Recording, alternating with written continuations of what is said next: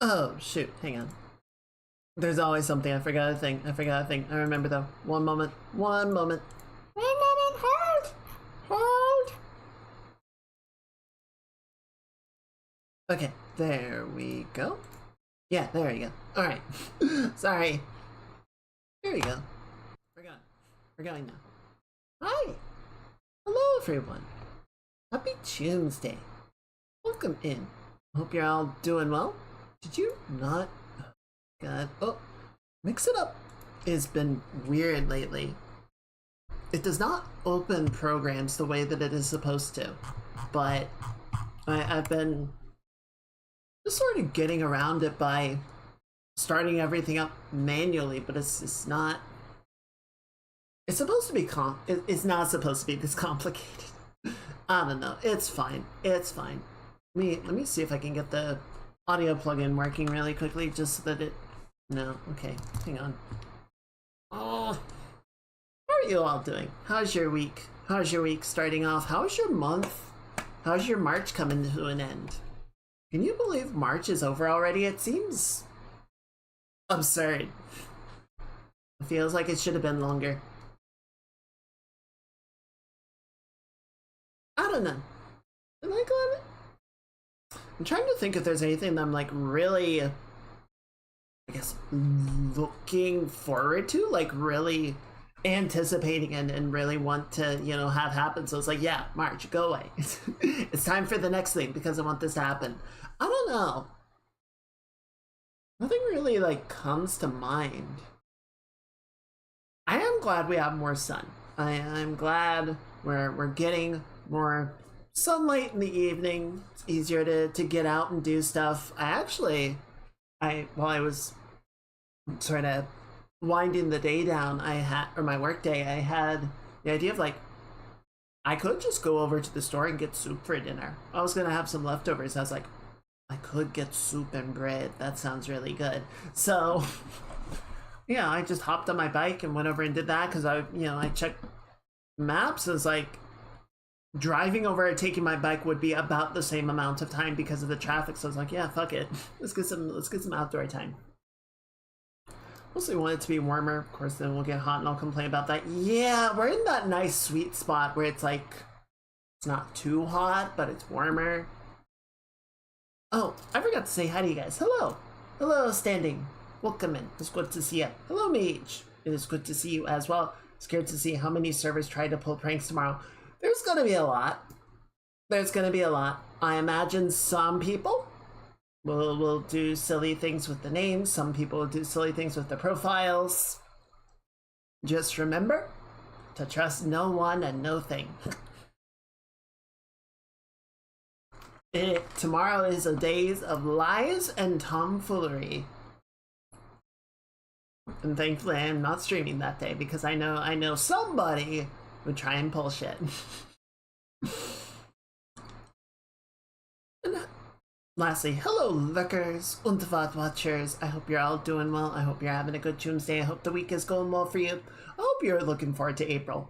Tomfoolery notwithstanding, I hope it is going to be a good month for us all. And hello, Gally. Welcome in. Happy Choomsday. I hope you're doing well. Yeah, I was kind of taking a little bit easier this weekend. I ended up doing a lot of gaming on Sunday. Doing great. That's good to hear. Glad to hear it. Glad to have you with us. Yeah, I finally got around to playing some Star Citizen. Really digging into the patch a little bit more. Those are frustrating. No CD are the ones who make the normal server icon have the red notification. Oh, that's mean. That's mean. Just like a cat scratching at the screen, like, why won't it go away?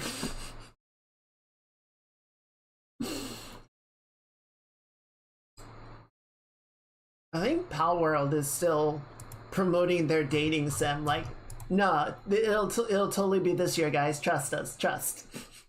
This year for sure.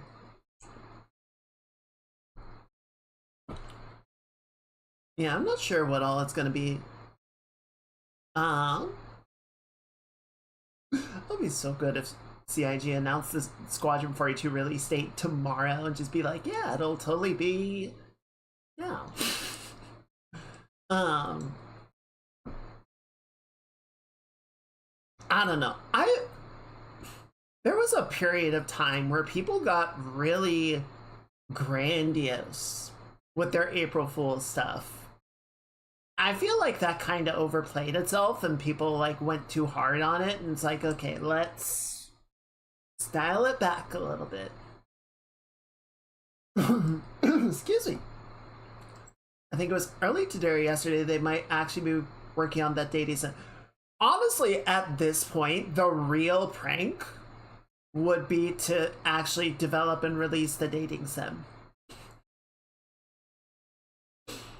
And they have to do it on April 1st. Like, they have to release it, and then everyone goes, that's really funny. That's a good one. Good prank, guys. Good joke. I know you've been using the same one for like 4 years, but you know, it's still funny.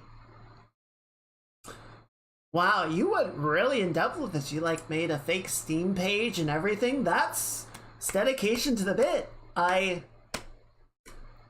it accepted my money. Oh, it's in my library. Oh, it's opened.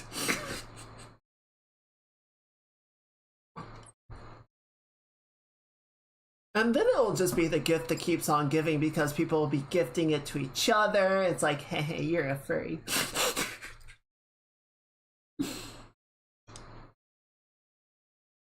It launches and then it just launches the uninstaller. That would be great. That would be fantastic.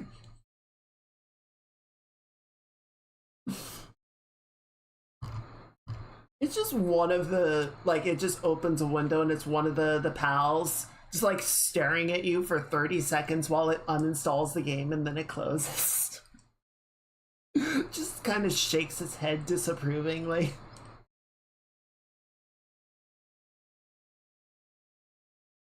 That would be great. I would love that.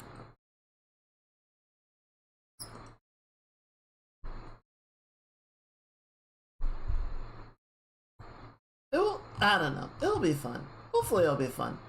Hopefully everyone will just have a good time with it. We'll see. There was... I thought I saw something earlier on Twitter or something. So I did not realize Season 2 of Freerun was only 10 episodes.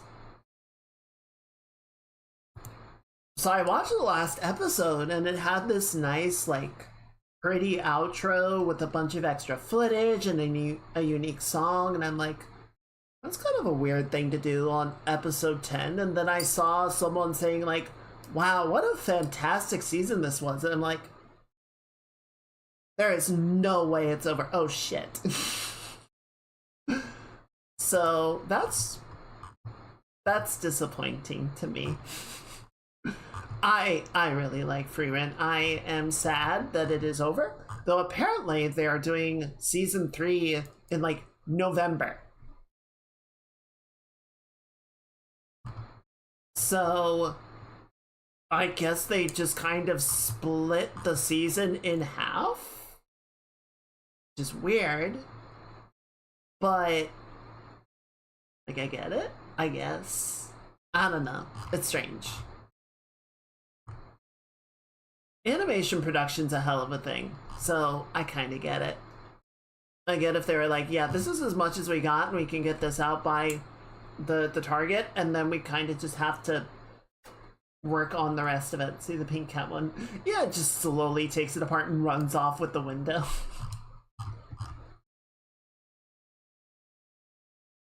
I'm gonna be like, I do not own Pal World. There was the whole accusations of AI work early on, which kind of soured it for me, and I've never been a super big fan of like survival crafting games anyway, so I was just like, alright. I don't know what, if anything, ultimately came of the accusations. I don't know if that ever got resolved or if everyone just kind of moved on.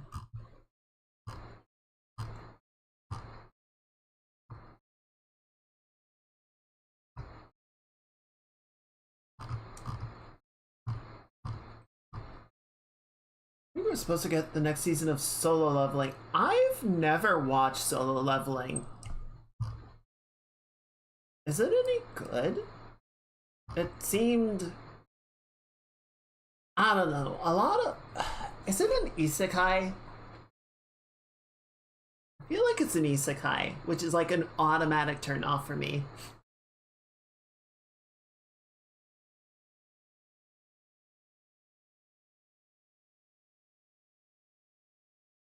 It is not. Huh. Why did I think it was an isekai? Maybe it's because of the leveling.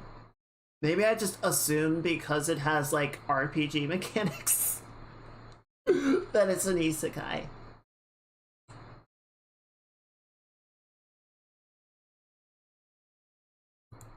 Honestly, once I finish the current season of Uma Musume, I don't know.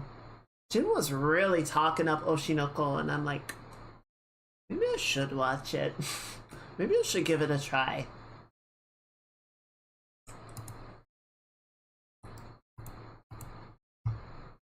Oh, the other thing that I have made a decision of sorts. So I still don't know when the model is going to get done. I have not been working on it very much over the last week or so, just because I've been trying to play Star Citizen, and Star Citizen kind of wants all of my computers, so it's hard to have Live 2D open in the meantime.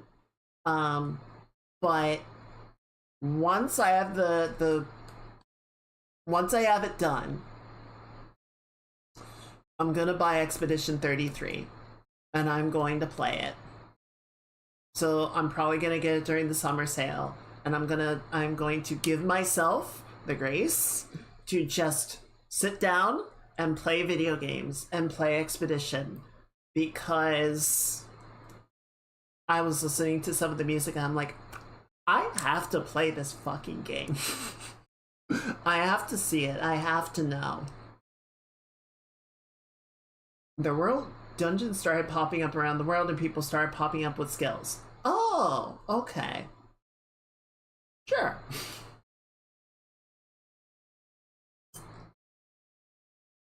Man, when is Dungeon Meshi getting its next season?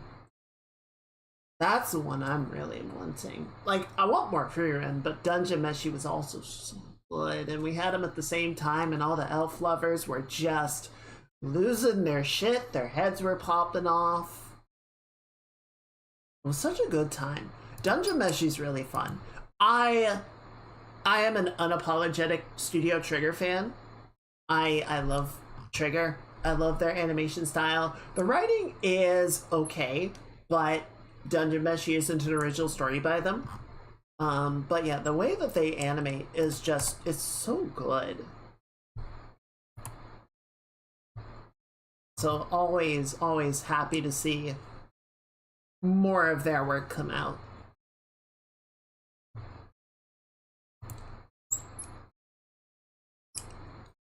And of course, at some point, we're supposed to get the next season of Cyberpunk Edge Runners, which I will be interested to see what they do with it. I meant the Solo Leveling, though, doesn't seem to have many fence sitters. People either like it or hate it. I gotta be honest, I have not heard a lot positive about it. The few times that I have heard it brought up, it tends to be kinda... But, you know, each their own, right? If you like it, I'm glad you like it. I personally have not given it much attention, but there's a lot of stuff that probably deserves my attention and I don't give it just because there's so many things to pay attention to. I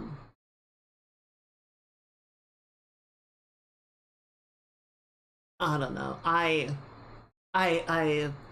love animation. I was watching a cinema therapy episode earlier that was sort of diagnosing some of the Disney villains, and just especially watching some of the classic animation, the classic Disney animation, which like they clearly went through a variety of phases, right? There were sort of periods where they were rotoscoping and they were just like sort of seemed to be almost drawing on top of live action. And there were times where they were much more sort of animated, and I think you could really see that in like the Robin Hood period, and then that carried on into the 90s.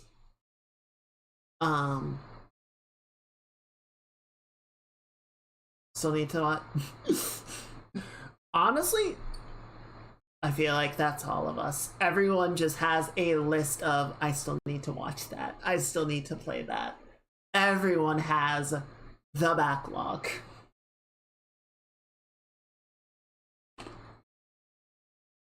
I love, there was a meme I saw of, you know, someone asking, it's the sword drawing meme. And the question is like, so did you work on your backlog at all? Or did you make any progress on your backlog? And, you know, they sort of notch the sword open and it says yes. And then they draw the sword and it says, yesterday I bought more games.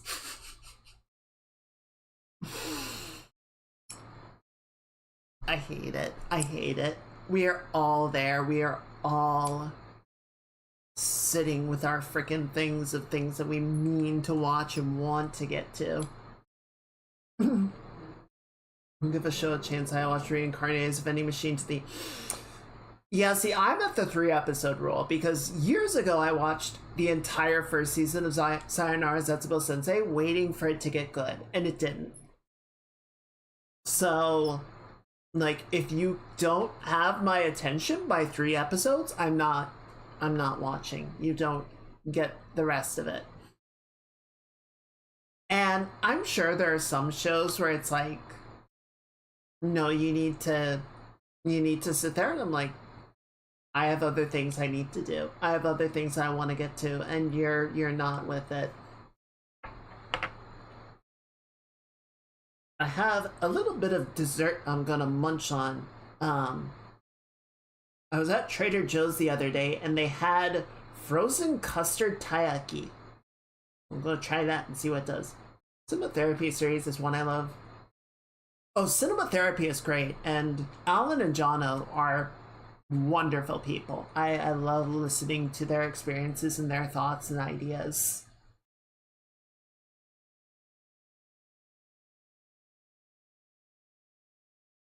It's pretty good. Not as much custard as I was expecting. It's a little light on the flavor, but that's not bad.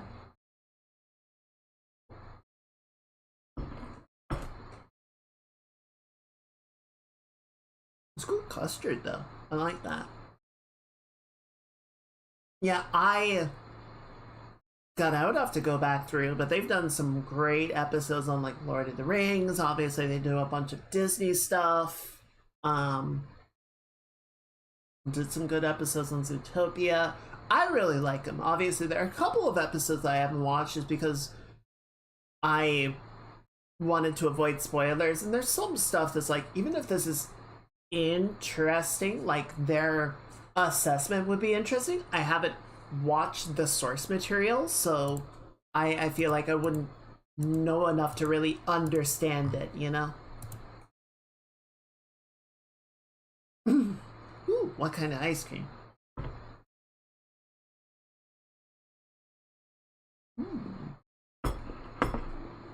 Um,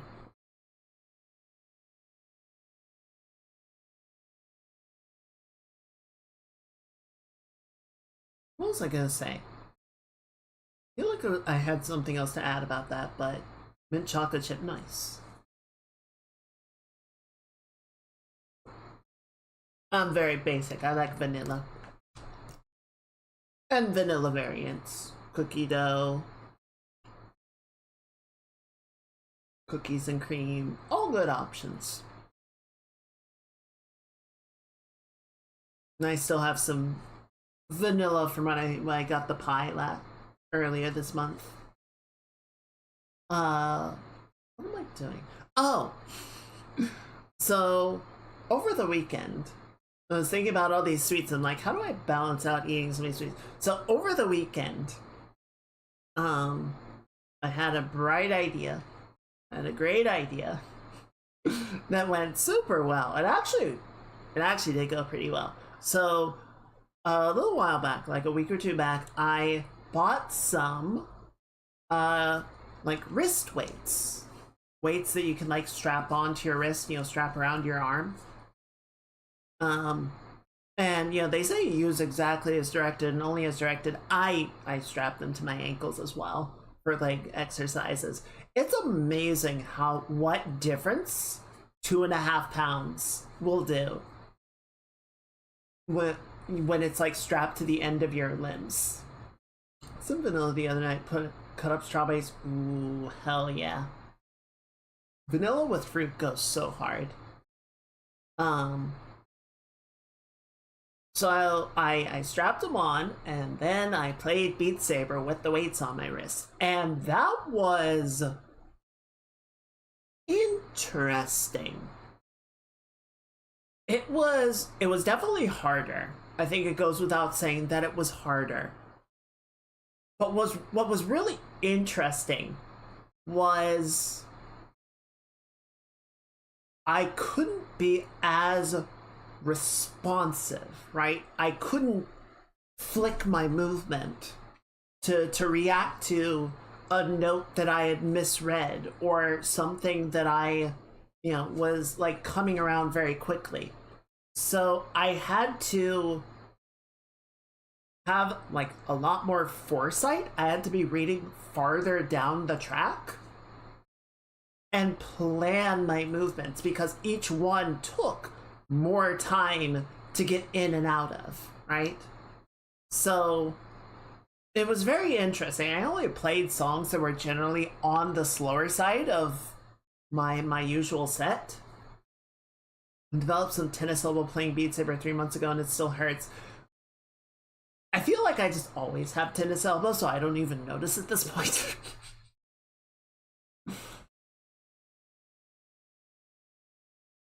The consequences of being on the computer, excuse me, all the time. But I definitely know what you mean. I think that was part of it though. Like, I could definitely feel what like the movement definitely would have caused tennis elbow if I had done that, if I had allowed it to do that. So like I started out playing as normal and it was sort of using all of my limbs, and by like part way through the first song I'm like, oh, my elbow will not support this. So like it became almost entirely shoulder movement and then wrist for like fast reaction or precision. So it's like I just need to sort of get my arm up into position and then use the wrist to snap and hit the note. So it ended up being a lot of shoulder exercising and worked pretty well. I only got through about half of the set, about 5 songs or so, and I was like, I gotta take these off.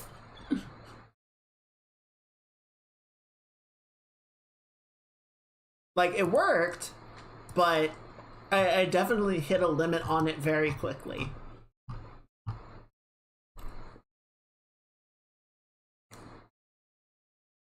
The bright side was, once I took them off, I kept going, and my arms felt so light. It actually does work. Like, you get that Rock Lee moment of like, you've taken the weights off and now you just feel like you're floating. Yeah, their episodes on Avatar are also really good. So yeah, like the first song after I took the weight off, I actually missed a bunch of notes because I like swung too early. I was like, oh shit, I need to slow down, I'm going too fast. So definitely something to do carefully, but as if Beat Saber wasn't enough of an exercise already, add a couple of weights to it, and yeah, you can actually get, I would say, pretty strong doing it. Get some good resistance training in there.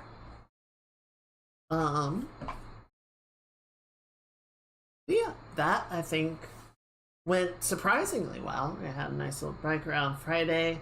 And then yeah, I ended up playing a pretty good chunk of Star Citizen on Sunday. I went out and did some mining. I got some materials so that I could try a little bit of crafting.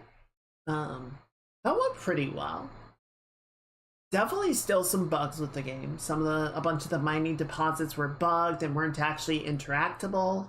Trying to find materials is still a little bit of a game of fishing, right? Like, I have some idea of what planet to go to find a given resource. The runaway Orpheus. Yeah, so there was one point where I was mining some deposits on the side of a mountain and I cracked the deposit open and some of the chunks just started rolling down the side of the mountain. It made a fun little rock slide and I'm just watching my ship going, oops. Thankfully, no animals were harmed and the trees are indestructible, so they didn't give a shit.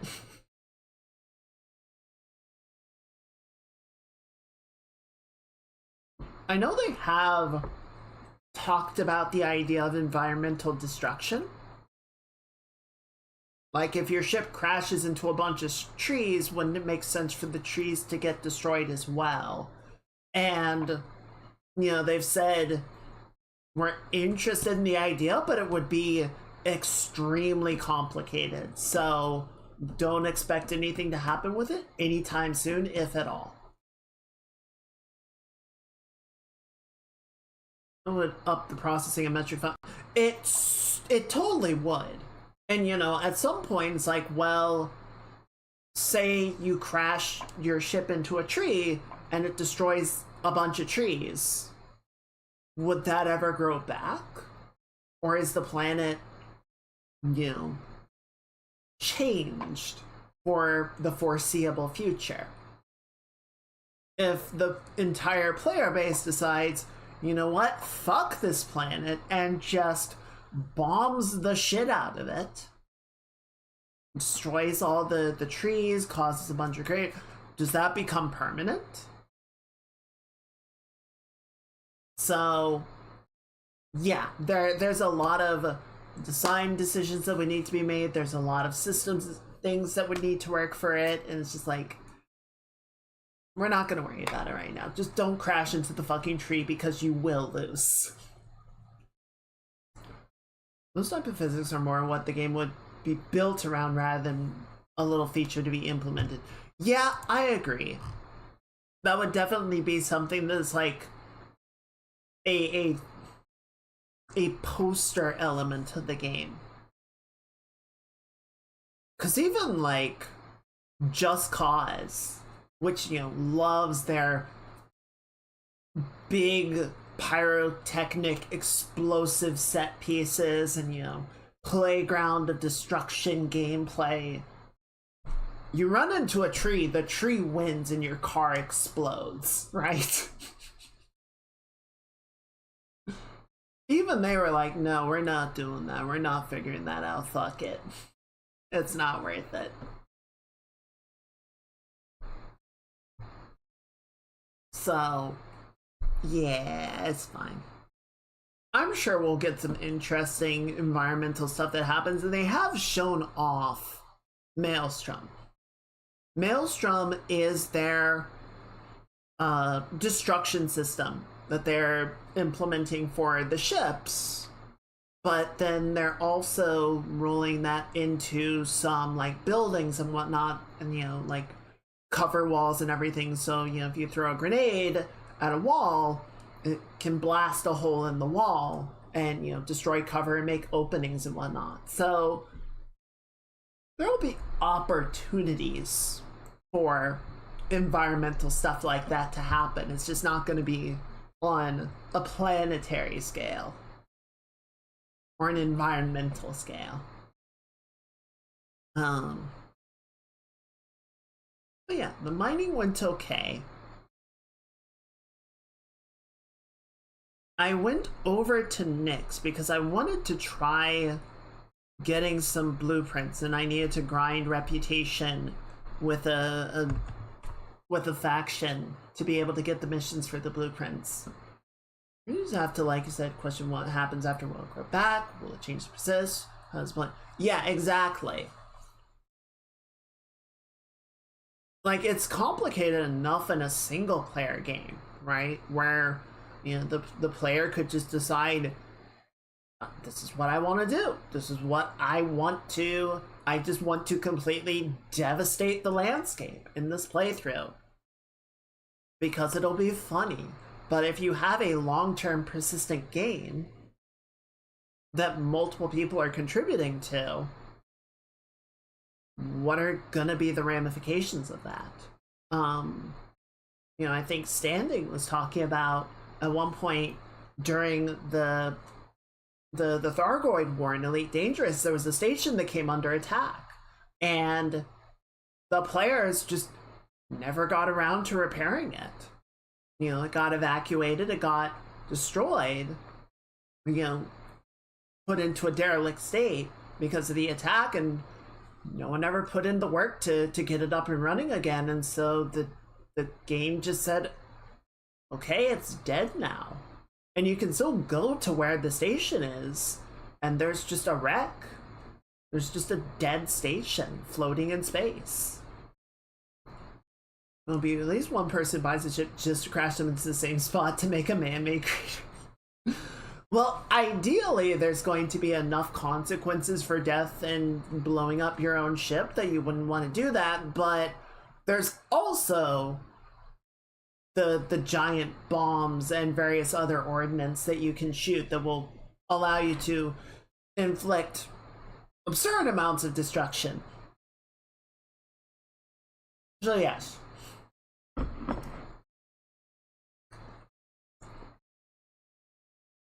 Yeah, someone would absolutely test the boundaries of how much they can do to affect the surface of the planet. Preferably the part of the planet that your face is on. Well, right now planets just don't take damage.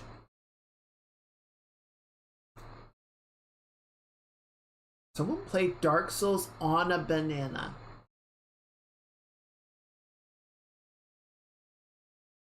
That is the definition of making your own fun.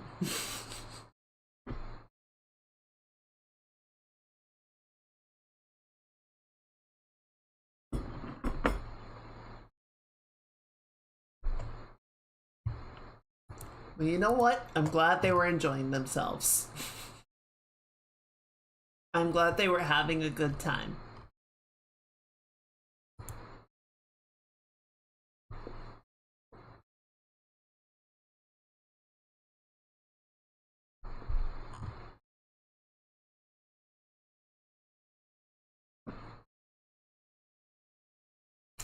Yeah, I forget who it was, but someone was sort of describing. So I am not much of a sandbox game player. I don't know. I tend to feel pretty directionless in sandbox games. Like, you know, Minecraft is always, you get dropped in the middle of nowhere. And the expectation is basically that you're going to sort of scavenge starting materials and build a little base, build a little house, and then go out and just sort of continue to get better materials and build more things and, you know, rinse and repeat. And with those things, I always just kind of feel like I don't really know what I want to make. I never have a great vision of like what my long-term project is. And Star Citizen is a sandbox game, right? You are dropped in this big open space and there's a bunch of missions, but you know, a lot of times you'll get new players who come into one of the discords and say, hey, what do I do? And a lot of times the answer is, well, what would you like to do? right? Do you want to do combat? Do you want to do cargo running? Do you want to do mining? Do you want to do exploration? Do you want to do piracy? You know, there are things to do, and there are things that will help. Excuse me. All right. Oh, actually, we can check it out, and then you know we can. So like, what I was saying. Oh, you know, I want to try doing some more of the crafting stuff. I want to get this armor. Well, if I want to make that armor, one, I'm going to need the materials to make it, but I don't have the access to the blueprint yet. So to get the blueprint, I need to do the mission that drops the blueprint. But to do that, I need to improve my reputation with this group so that they will actually give me the assignment. So I have to go out here and start accepting missions from the faction, grind the rep, to get the mission, to get the blueprint, to then go gather the materials, and that will give me the armor piece, right? So it becomes, I think they're doing sort of an interesting thing of, here are a bunch of things that you string together to create long-term goals. And I think it's working. I think it is working. I think, here, let me pause this and then we're just gonna pull this out. Wait. Alright, what is this bullshit? Move over here.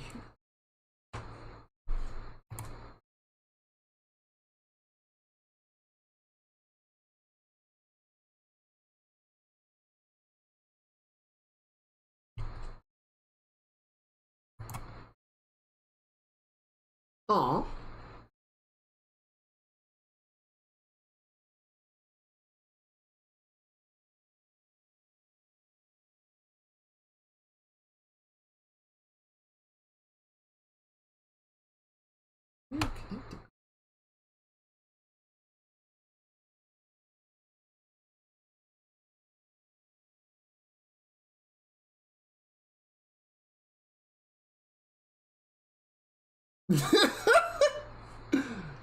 The lock on banana.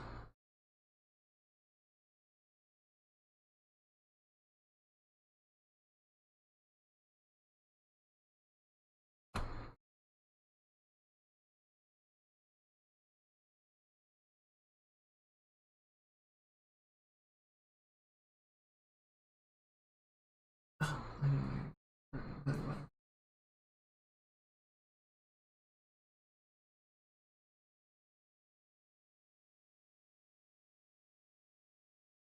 oh boy.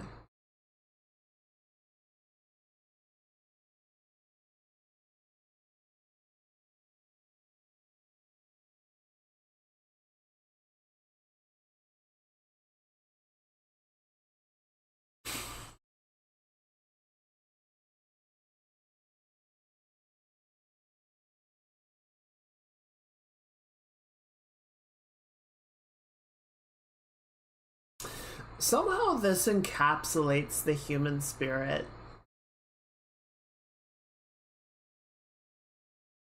The ultimate drive of the human race is to just to see what can be done.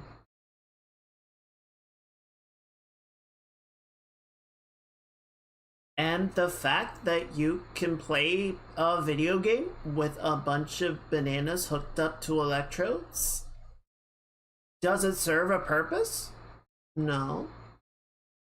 But we wanted to know if we could do it. And now we know.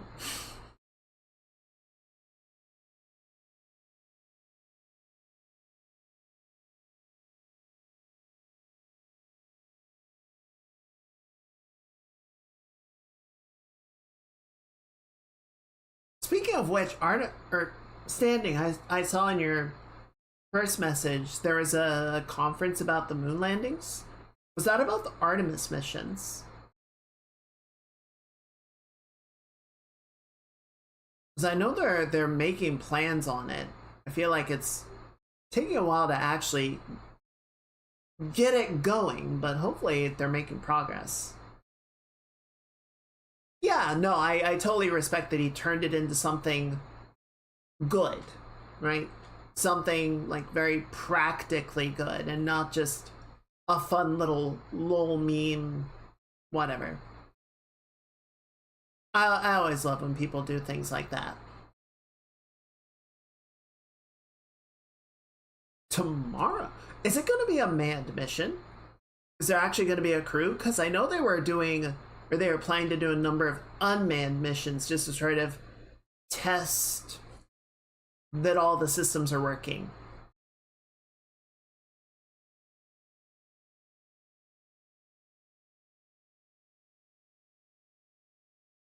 I need to, well, one, I need to watch and see if they actually do it, but two, a 10-day crude trip around the moon. Shh. Good.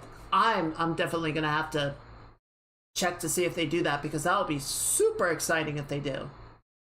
Could understand wanting to flee the planet. Same. Absolutely same.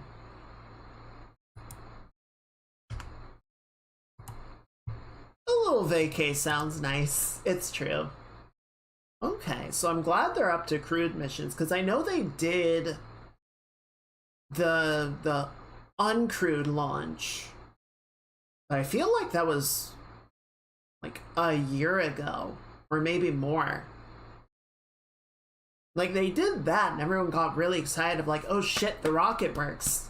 This is working, it's going. And then it feels like there was just kind of nothing for a while, and I think they were having like fuel leaks or something. So it kind of doesn't surprise me that it's been a while, but glad to hear they're back on track.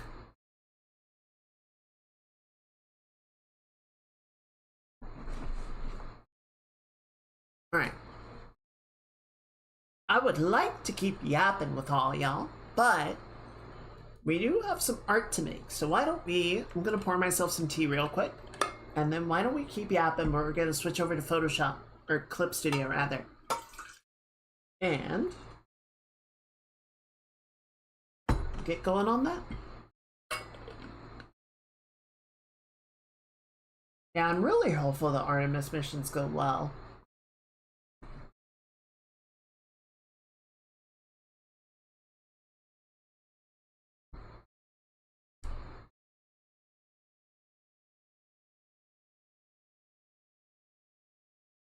We all gotta get a little potassium in us, right? It's good for you. Makes your eyes good or something. All right, let me back up just a little bit, and I'm going good over here. There we go. That looks good. All right.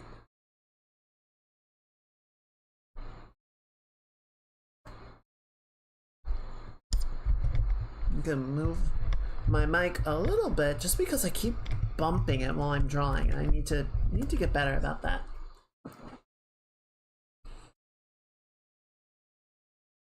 I don't know. There's been a lot of, or I see a lot of people sort of questioning the value, I guess,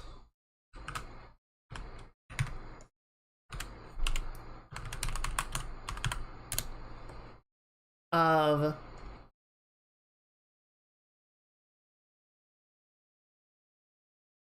trying to remember. Do you have? Okay, you do. Of going back to the moon, and I get that just because it's like we already did it. What is there on the moon that is worth returning to? It's like, one, there is more science that can be done. Like a tiny amount of the moon has been explored at all. Never mind with modern technology that would allow for better capture of data.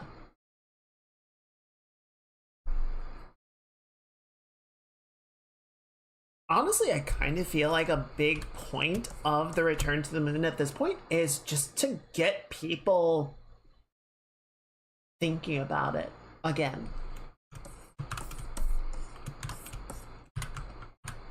I don't know. I feel like there's been, like, it's a given that we have been to the moon. We know about it. We have the capability. At this point, it's just a matter of, like, getting people to be driven to do it. The lethal amount of radiation you can get from eating bananas, but realistically, the person would have exploded from the sheer amount of bananas first.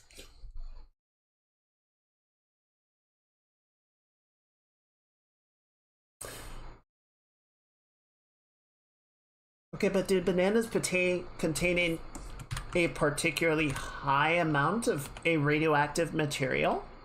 And why would they have that?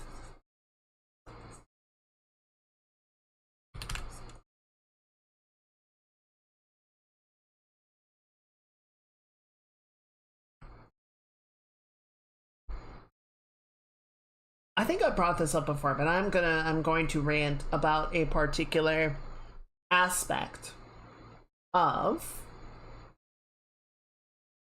So everyone wants to go to Mars. I say everyone. People want to go to Mars. And there is an idea of colonizing Mars with the idea of one day terraforming it.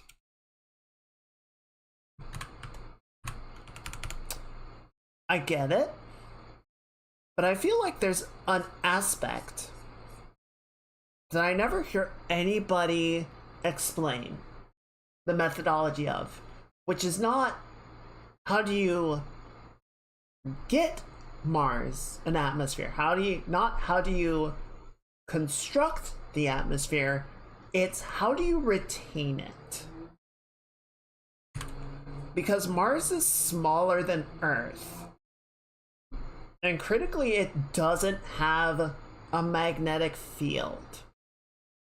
So what would stop any atmosphere that you build from just billowing away? Bananas are slightly radioactive due to naturally occurring potassium-40. Potassium-40 is radioactive?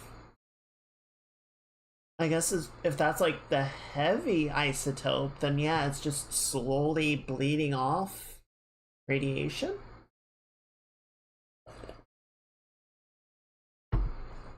But also, if it takes billions of years to decay, is it really radioactive? Like, practically?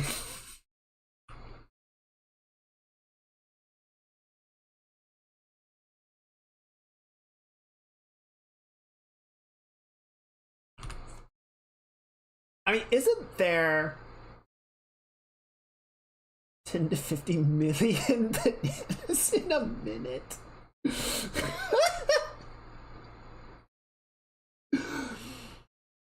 I can't imagine what that would even look like. It's just you, and then a tsunami of bananas just crushes you. And then on your death certificate it says died of radiation poisoning. It's like, I don't know. Oh, Sonic, happy Choomsday. Hope you're having a good one. Welcome in.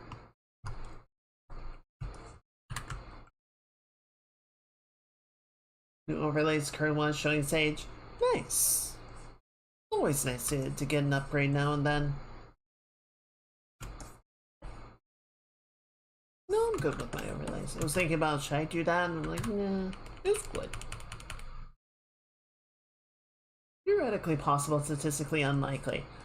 I'm not sure it's even statistically unlikely.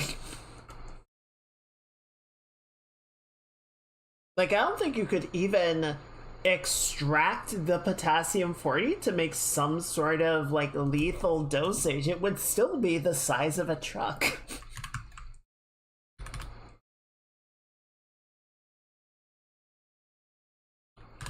I mean, isn't radiocarbon dating?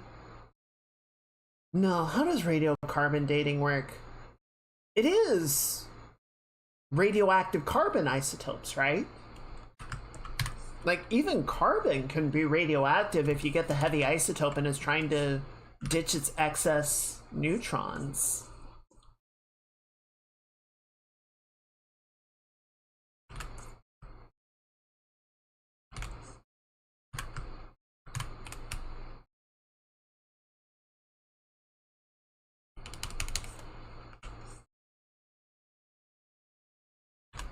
So what is it?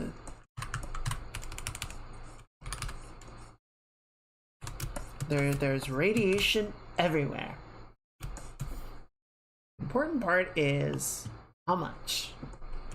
I drew the sleeve wrong. A little bit. A little bit. Alright. Let's clean it up. Wait. Also, I'm drawing this on the wrong layer. God damn it. There we go. Stupid fun fact. It's like, this is technically true. The best kind of true. Is it practically applicable? No. But it's true.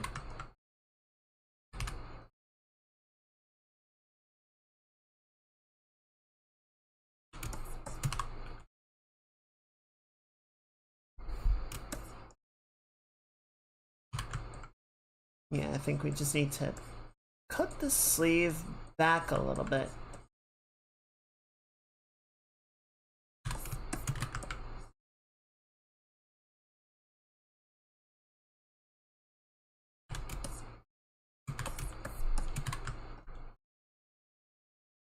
Technically true and technically correct. I was watching a video earlier. It was a Josh video, Josh Strife Hayes. Good man, that Josh Strife Hayes. I think he is a considerate,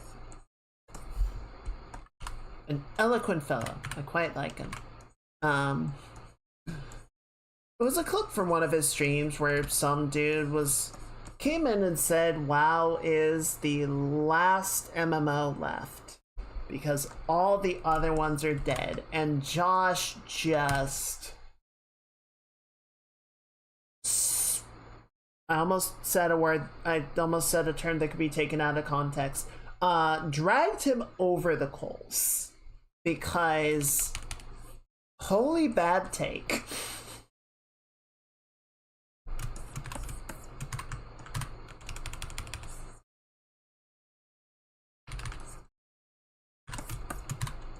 Like, Josh listed off a bunch of other MMOs, especially like old school MMOs that are still going strong.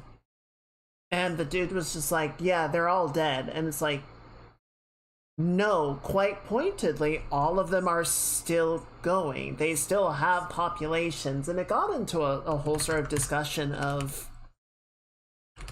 you know, like, a game will hit its apex, right? It'll hit its highest population, it'll hit its most popular moment. I think I know what you avoided. Yeah. Like, I got as far as the S and went, nope, wait, abort.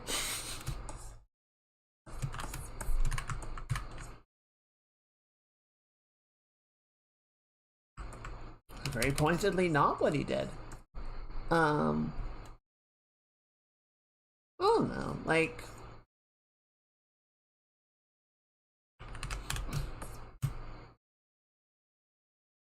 wow, I don't think it's had been on its population maximum in over a decade, right? Final Fantasy XIV is definitely past its prime.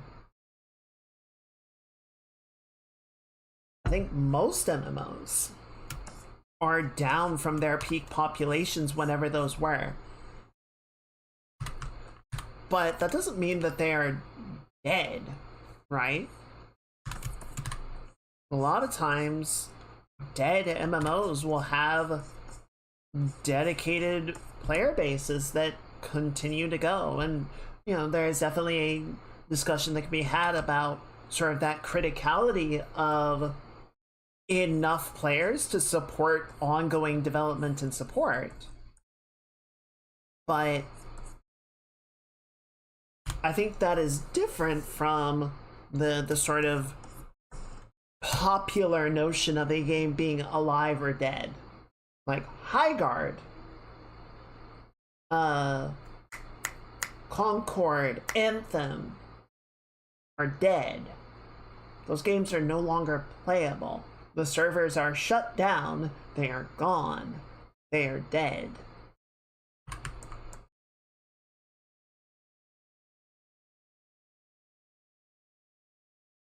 I think Red Dead Online, because one of my coworkers was talking about it, I think is technically not dead. I think it's brain dead, right? Because Rockstar is putting no effort into its development. I think they're just keeping the servers up, and that's kind of it. This is an appeal to fostering or following for MMOs, that once you get a population of supporters, they get carried. Yes.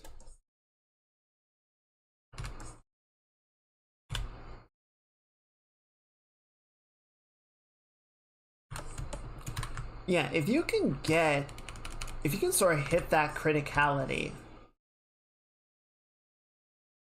then you're in a good spot. And there's always, I think, a bit of a worry. Frankly, Final Fantasy 14, and I'll make a point in a minute. Final Fantasy 14, I think, gets horribly mistreated by its publisher, right? Because there's always sort of an expectation or a hope of, yeah, if you get enough people, if you get that criticality, then it'll put the developer and the publisher will put resources in to, you know, pay off that amount of effort. And I always felt like, yeah, I'm paying a monthly subscription for 14, but I'm also getting a lot of game and a lot of playtime for the money that I put in. So I feel good about that, you know, compared to other games that didn't have monthly subscriptions. And I always felt like the offerings were kind of minimal, kind of weak.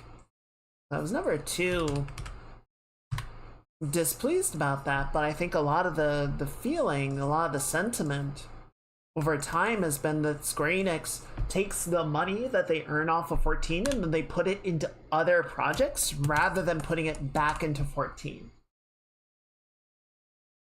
I think so. My brother's been still playing WoW, only off earning in-game gold to do the subscription, which is impressive. I personally think I don't know, if that were like my main game, I would probably be okay with it. I think I would not really want to like grind gold for game time like that, but if I were still actively playing WoW and making enough gold to validate it or to earn that game time anyway, then sure.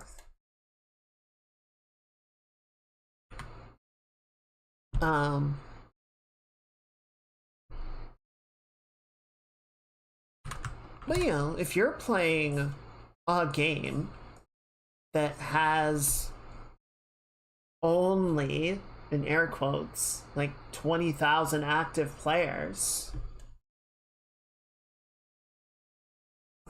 the game is not dead, right? Like, sure, it's niche in comparison to a lot of other games, but it is not dead. It still has a player base that is actively playing and enjoying it. You know, for all of the decline that 14 has seen since its height, all of the ups and downs that WoW has gone through, you know, the various highs and lows of insert game here, a lot of them are trucking on, right?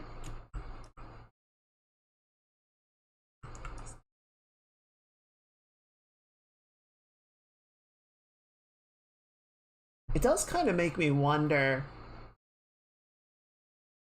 I don't know that Concord ever would have hit the point that it needed to, right? I'm not sure there was ever much hope for Concord. And maybe there wasn't hope for Highguard. But I do wonder if it was killed too early.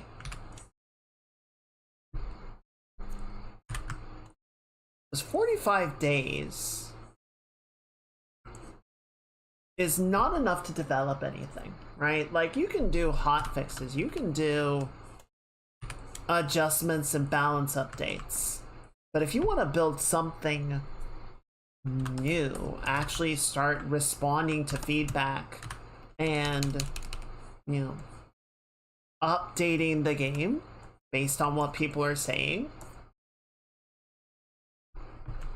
you might be able to start rolling some of that out after a month, but not, you know, a considerable rework of the game.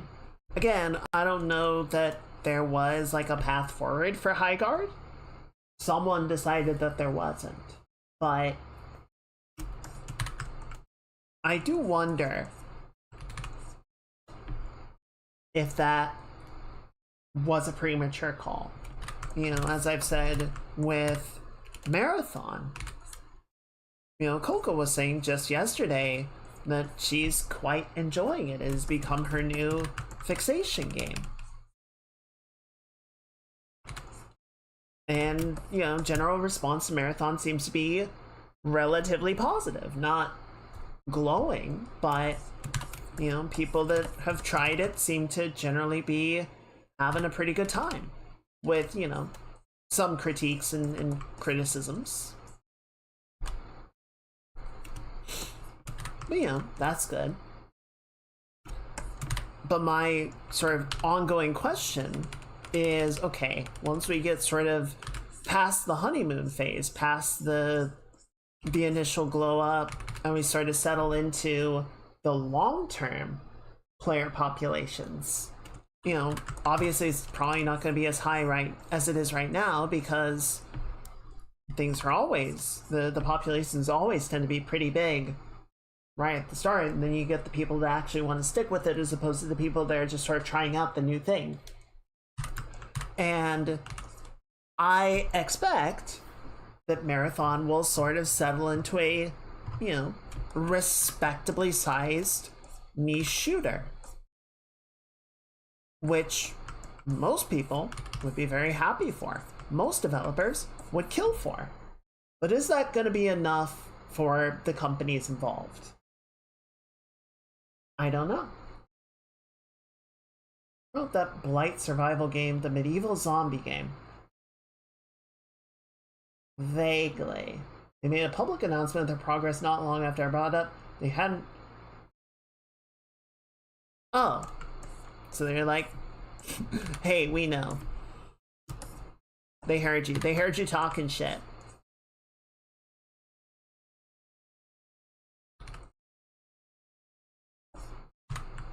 They're like, shit, Mage is right. Quick, put out a statement.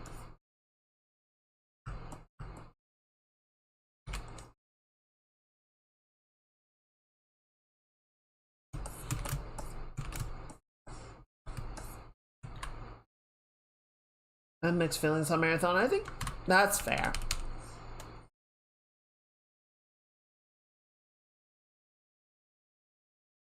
I still haven't tried it. I want to. At some point, I will give it a try. Hopefully by the time I actually log in and open it up, the boat for new players will not have sailed.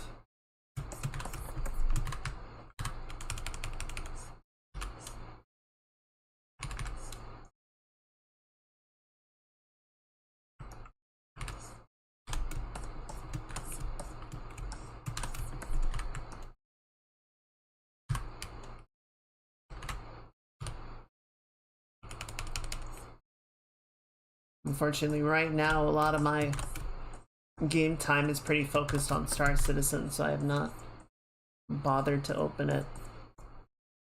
I haven't bothered to install it.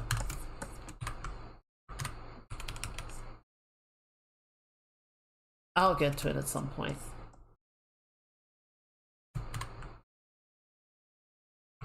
How does this back window work? At some point it angles back around, but I don't know where that is exactly. Okay, so it does come up like this, and then it sort of goes like this. They hired the RSA basic game style from after... Yeah, I don't know what the settlement on that was.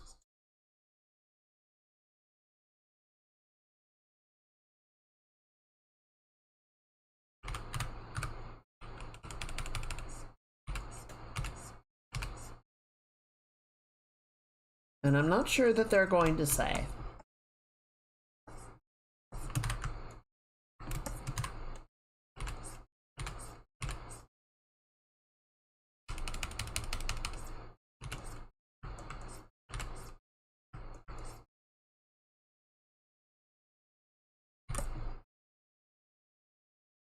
The game arts is color palette. That's fair, I guess.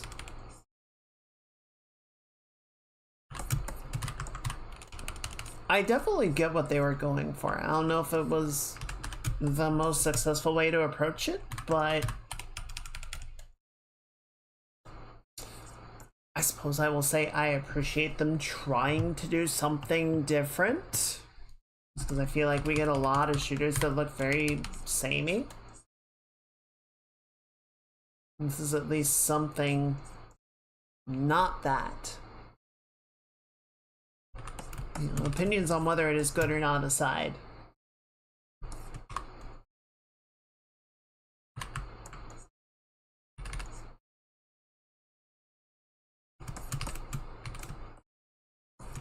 I actually like this bow. I'm going to do some stuff with it. There we go.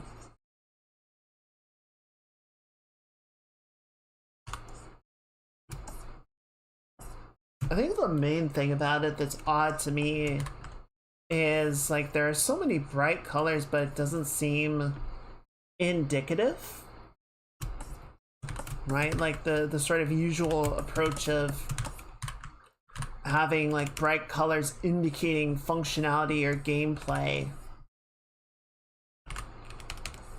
It seems to just sort of be random. I feel like it would have been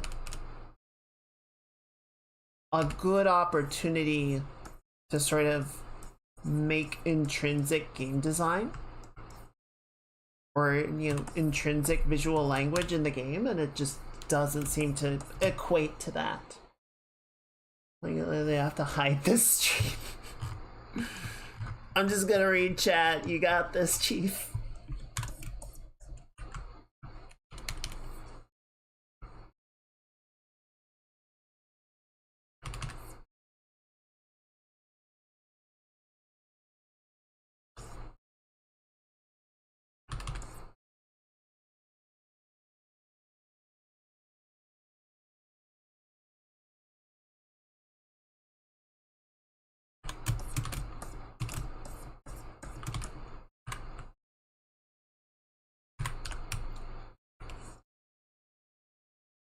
So I don't know. I think Marathon has the means to be respectably successful, right? I think the big question is whether respectably successful is going to be enough for the powers involved. But, you know, as long as there is enough support to sustain development of the game, it doesn't really matter to a massive degree how big the population of the game is, as long as people are enjoying it. You know, imagine if only the hobbies with the largest number of players were valid and acceptable hobbies to enjoy.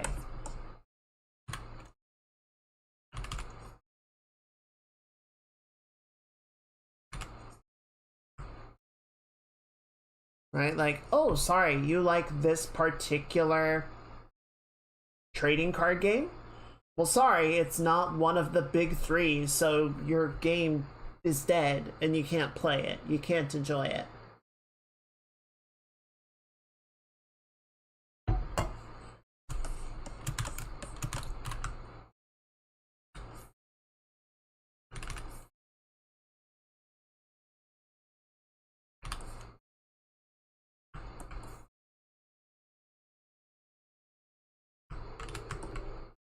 And the point that I wanted to make about 14, I feel like I kind of trash talk 14 a fair amount. I think a lot of that comes down to a measure of disappointment about where the game is, which doesn't even really have anything to do with its story or its progression.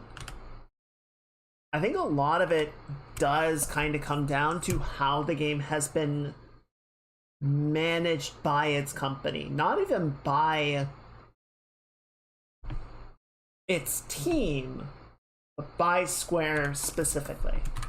I don't feel like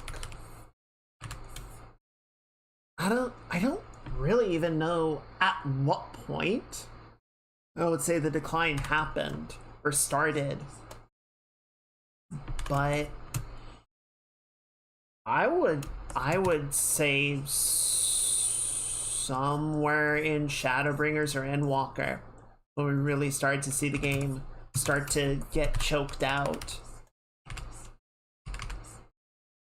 It just feels like they're not really interested in making more of the game than they absolutely have to keep players coming back.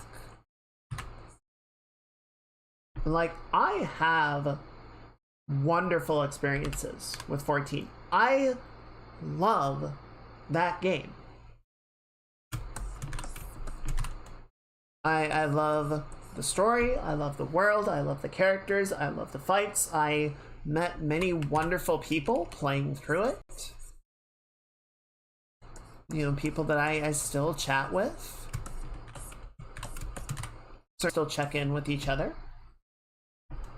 Like, it was a wonderful experience, and you know, at some point I reckon I'll go back in, I'll resubscribe to play through the Dawn Trail post-launch stuff so I catch up on the story, because it seemed like they were introducing some interesting plot lines that I want to see where they go. But I think just a lot of the way that the game is handled is not great, and I feel like I don't feel like it's really even the dev's fault. You know, if you're given like 2 slices of bread and a jar of peanut butter, or I guess a loaf of bread and a jar of peanut butter, then yeah, you're gonna be eating a lot of peanut butter sandwiches and nothing else, right?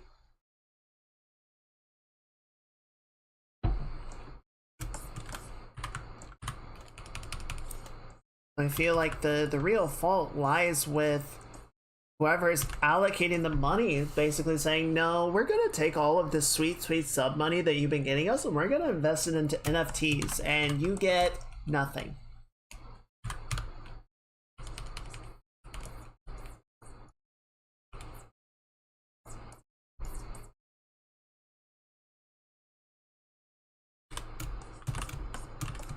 So yeah,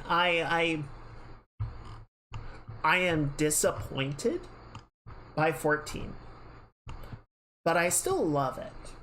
I still care about the game. I guess that's part of why I'm disappointed. It's like, I want to love you, but you make it so hard sometimes.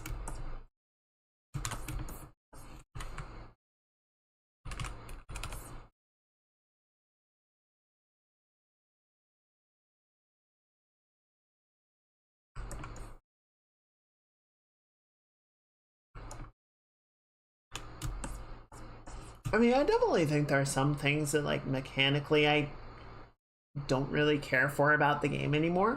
There are things that I would want to see different, but and it's probably too late for those things to come into effect.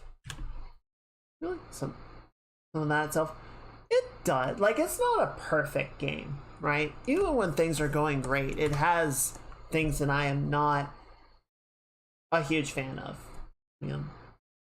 Like I was saying the other day, I would at this point just completely remove the roulette system.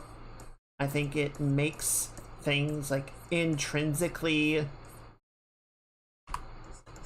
almost anti-cooperative, because you don't need to coordinate with other players. You just hit the Q button and then you get automatically matched up with other players, and you just run the content and then you leave.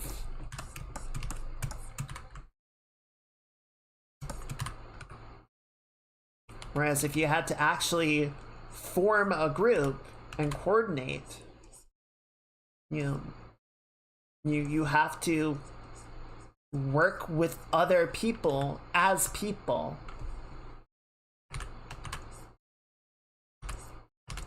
Which I know in 2026 is super scary, but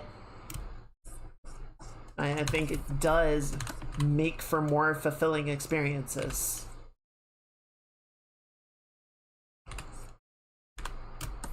In Star Citizen on Sunday, I was trying to do that reputation grind, and the faction, when you're just starting out, only offers 2 missions that you can pick up. One where you have to defend an operative who's come under attack, and one where you have to take out a bounty that they assign you.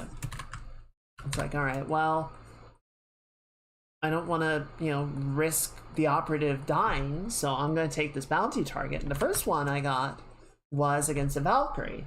And I was like, okay, I've killed Valkyries before. I know how to do this. And the same strategies before worked out fine. I ignored all the support fighters. I dove in and just kept on the Valkyrie, kept on its tail, and was able to wear through its shields and rip it apart. And it worked very well. I was like, okay, this is good. Went for the second mission, and the target was in a caterpillar instead of a Valkyrie. And a caterpillar is a larger cargo ship, but apparently they're built like a tank. Because I could not get its shields down. I just sat there, trying to keep. It has, a ventral turret and a dorsal turret. And so I was trying to keep on its underside so that I was only dealing with one turret at a time. And even keeping that positioning well, it was going through my shields faster than I could go through it. I never got to a point where I was actually hitting its hull, and it destroyed me twice. It killed me twice, and eventually I was just like, I can't kill this on my own. If I want to keep doing this mission, if I want to keep, running up against the possibility of caterpillars, I need to run this as a group. So now I need to either go into general chat and ask if anyone wants to do reputation grind, or go on to one of the discords and try and put together a group myself. Put together a group there, which, yeah, there's a certain amount of antisocial tendencies that I have to work against to make that happen, but it's like, okay, but buddy, you're playing an MMO. You are playing a multiplayer game. It is time to multiplayer.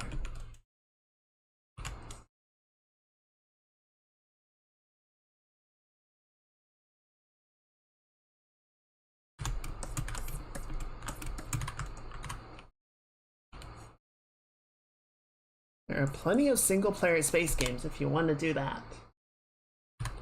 So, I don't know, I think Josh put it very well. I think, he sort of discussed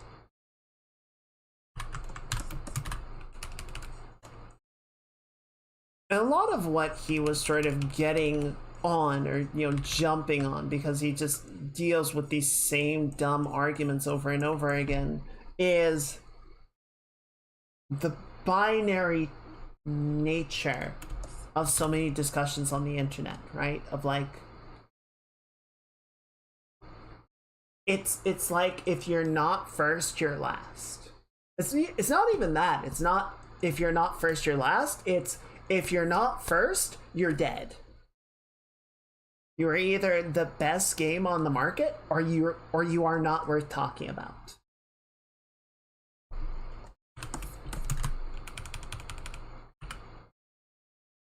Which is what a lot of internet conversations kind of boil down to, right? Like, oh, I'm only interested in playing the good games. It's like, but what's the good games? Well, the ones that sold the most, I guess, because if they sold the most, they must be really good. It's like, oh, that's true. I don't think that's how that works. I don't think that's how any of that works.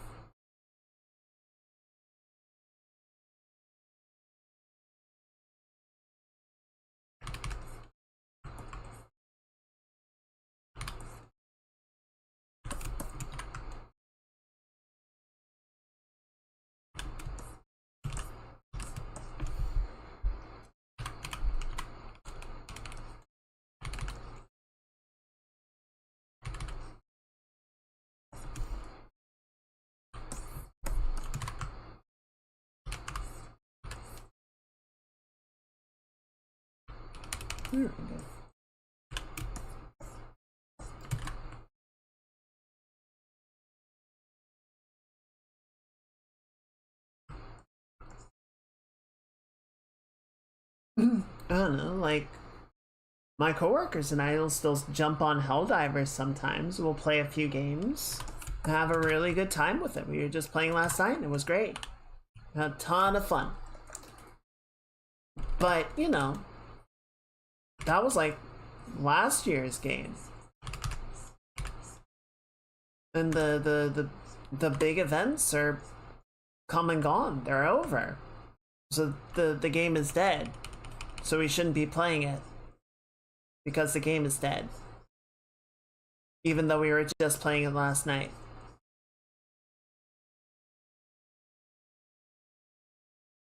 I don't know, the internet is so reductionist in its arguments a lot of times.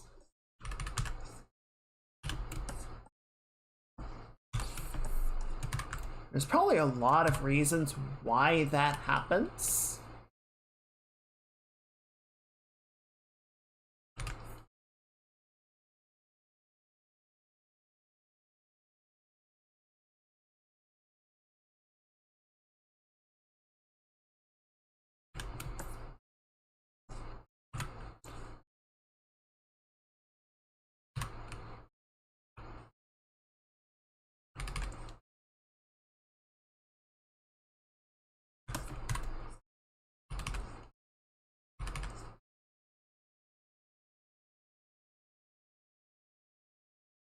Honestly, I have loved watching people discuss Crimson Desert because it seems like the general consensus around the game is this is a game and I can't decide if it's good or bad. It kind of defies definitions. It defies traditional definitions of quality by sheer virtue of being so fucking insane, we don't know what to call it. It just kind of is. It is all things at once. It is good, it is bad, it is fun, it is boring, it is innovative, it is generic. It is Schrodinger's game. And at any given moment, the observation of the game will change its property.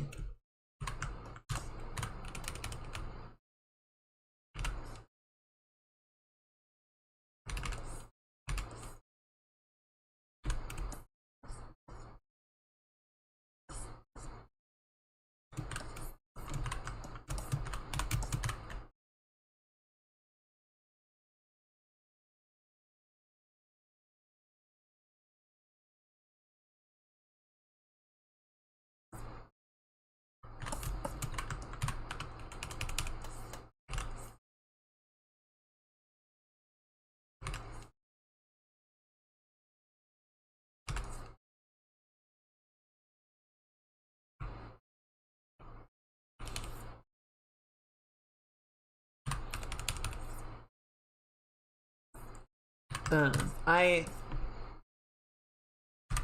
understand the mentality behind forming your own opinions on stuff. I think a lot of times the problem that I run into with that is just that I don't have the time to form my own opinion on everything, right? I don't have time to watch every show, every movie, play every game, read every book. So to some degree, I do have to rely on the experiences and opinions of people that I trust their opinions to know, to get some sense of it.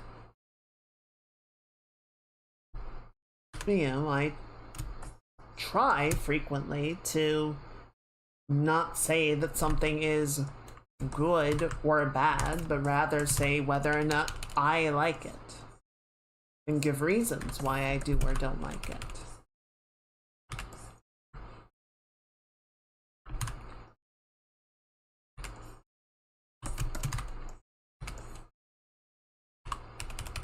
I think a big part of why people get so entrenched about it is we have nurtured a culture of assigning our identities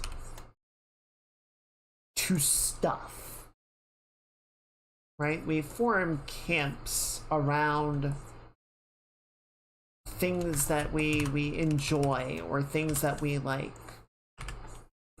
And if someone says, well, this thing is bad, there's sort of an inherent message or perception of a message that your opinions are bad for liking this thing that I say is bad. Which of course then makes people defensive and they lash out, and then you get into a flame war.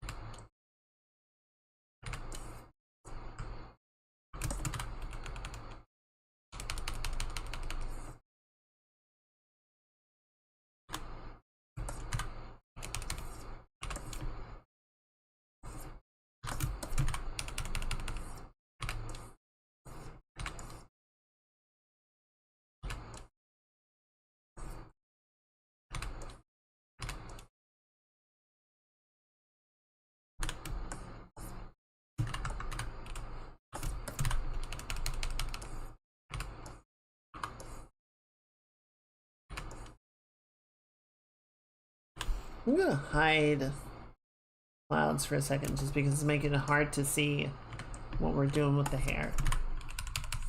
The values are reading kind of similar, which I need to make note of as we sort of dial the composition and make sure that those stand out clearly from each other.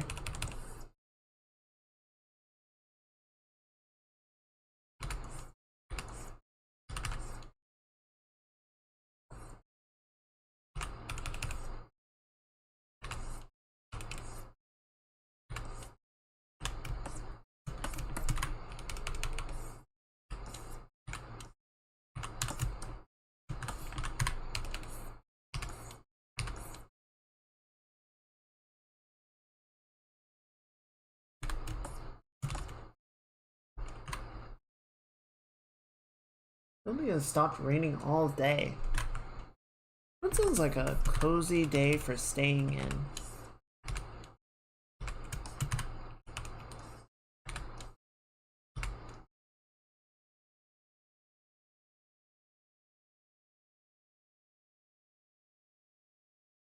That, or maybe it's just one of those days where a murder's gonna happen, Persona style.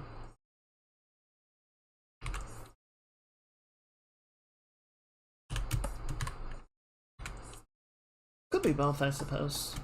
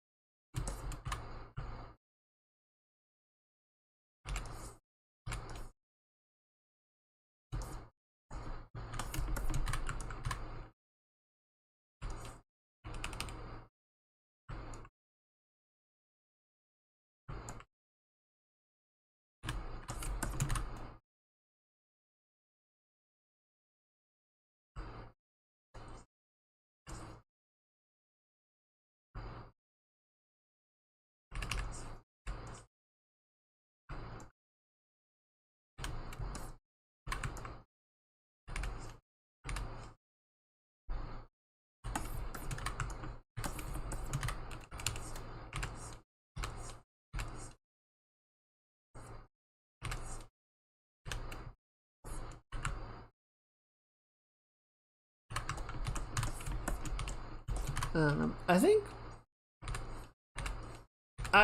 I think too much. I think one of the things that needs to happen is people need to get a better grip on the fact that not everything, let alone every game, is going to be made for them, right? Some people want nice, isolated experiences that they can have a single play session of and enjoy and put down and move on to the next thing. And some people are going to want games that they can get lost in for years, right? And build a community around and get really entrenched and just be like, yeah, this is my second life. This is my home. This is where my friends hang out. This is where we do stuff. And I like it here. And both of those things can be true at the same time, right? You can have people that like either one of those or even like both, right? You can have people that it's like, yeah, I like to jump around and try different games and have different experiences, but sort of at the end of the adventure, this is where I come back.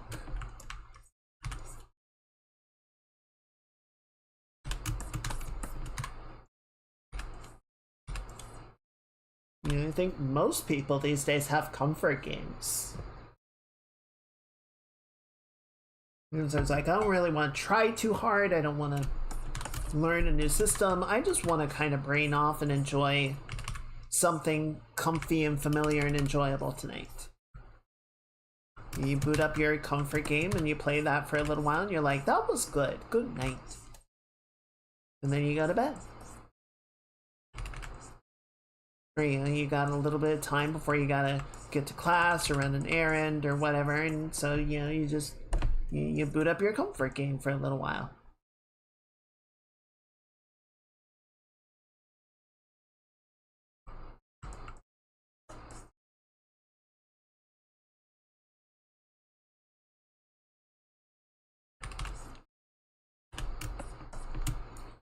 Also, I think the internet has like completely destroyed most people's perception of, I'm gonna say, numbers in general. Like, suppose your game has an active population of 25,000 people. Right? Like, you open up the Steam charts and your like average users for, well, hang on, let's check, shall we? Let's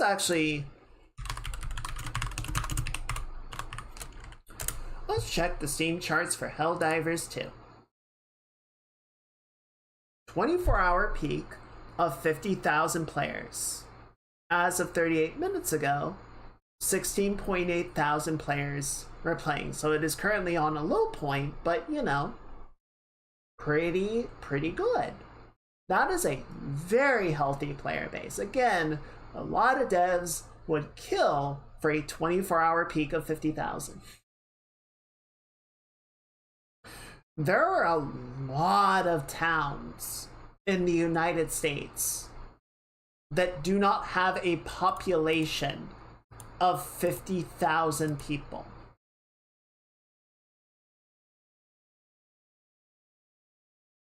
Let alone 20,000 people.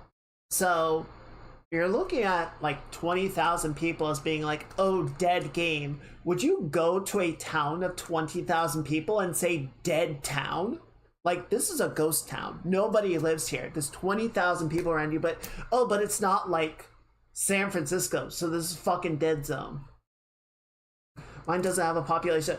Mage, I'm sorry, you live in a ghost town. I'm sorry to announce that your city is dead. It's unfortunate that you found out this way, but someone had to break the news to you.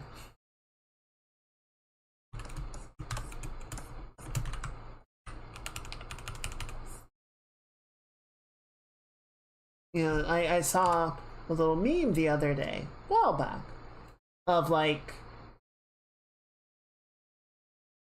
you know, people make a post on social media and it only got X number of likes or upvotes or whatever.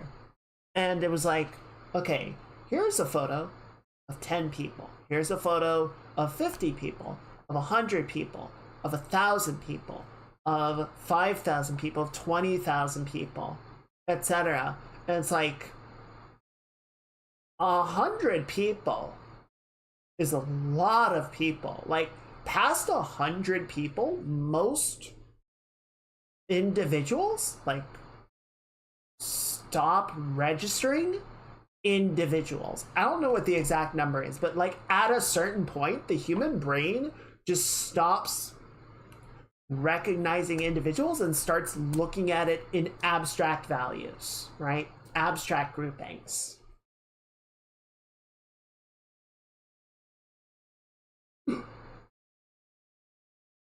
Not entirely wrong. Well, see, they're not dead. They're mostly dead.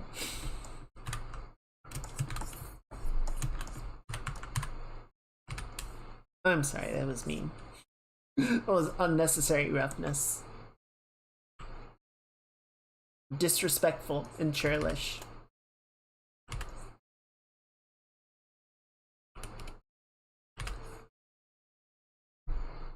Right? Like, the internet has conditioned us that if you're getting less than 1,000 likes on a post, that's shit, right? Because you see people get 20,000 likes and you're like, why ain't I getting them numbers? It's like 20,000 is an absurd number of people to reach with anything, but we've created a system and created a condition where we just, like, that is the expectation, right? Is like, those are the numbers that we are operating on.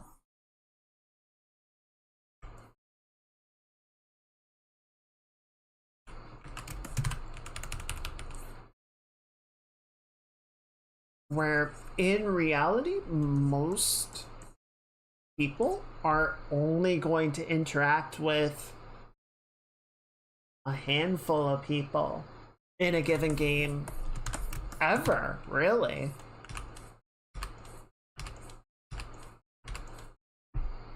And I'm gonna throw down another hot take here.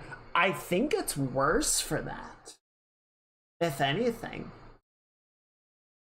Like, have you ever played an MMO or played a game in general where, you know, you like get into a dungeon or whatever, you get into a raid, whatever the case may be, random group, and you see somebody, you play alongside them, you do the thing, you leave the content, you go your separate ways. However long later, you get another group, and that person is there, and you're like, oh shit, it's you.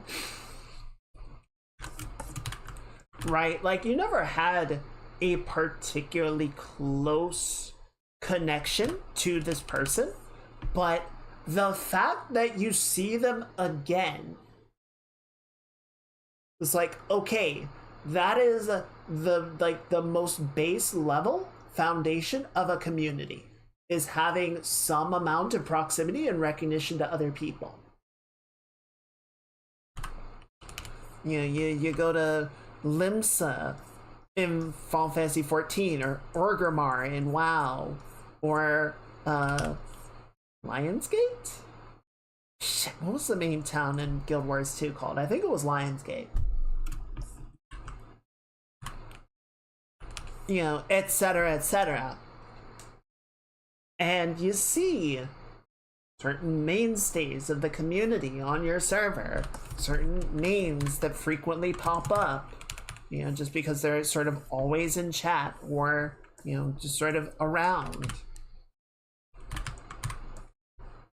You know, I would go to Limsa and I would see some people that just like stand in the town square, and sort of while they're idling, they'll just have their character dancing in the square, right? Just sort of as part of the background scene, the background noise of the city. And it's just kind of fun being like, oh, yep, that person's still there, that person's here, there's the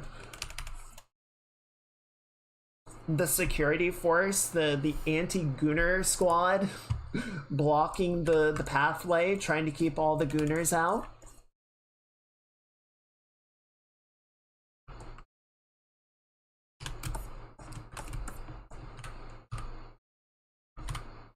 You know, you sort of get like the formation of a community, even if you're not actively chatting with each other. Like, I'll go to the grocery store, right? And I see people, I see the people that are working there, and I don't necessarily know them by name, but I recognize them, and it's cool to see, like, they're still there, they seem to be doing all right, you know, they're going about their business. It's like, again, not like a super close connection or anything, but it's still kind of nice to have that level of familiarity. I go to the coffee shop and we're not really on like a first name basis or anything, but they recognize me, I recognize them, we catch up. It's good. Whereas if you never have that second interaction, if the population is so massive that you never see anybody a second time, aren't they all just kind of NPCs at that point? Like, you never form a bond with anybody. Everyone is just kind of background noise while you go about your objectives.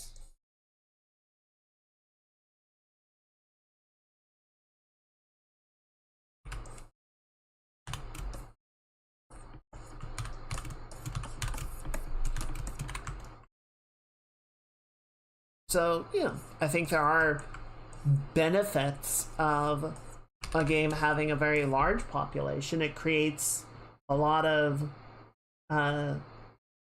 it's almost kind of like a Stellar Forge situation, that, you know, the larger the mass of the star, the more energy it creates, the more enthusiasm it creates, the more people make content for it, make tools, make community events. So, you know, a large population can certainly be good for the well-being of a game and the longevity of a game, but it is not necessarily a requirement, and can in some ways actually be detrimental, I would say.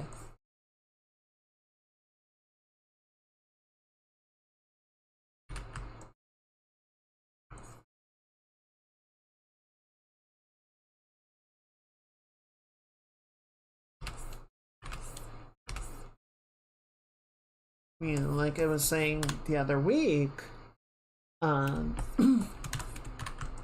Frontier Development released their financial reports And Elite Dangerous made up something like 6% of the company's annual income.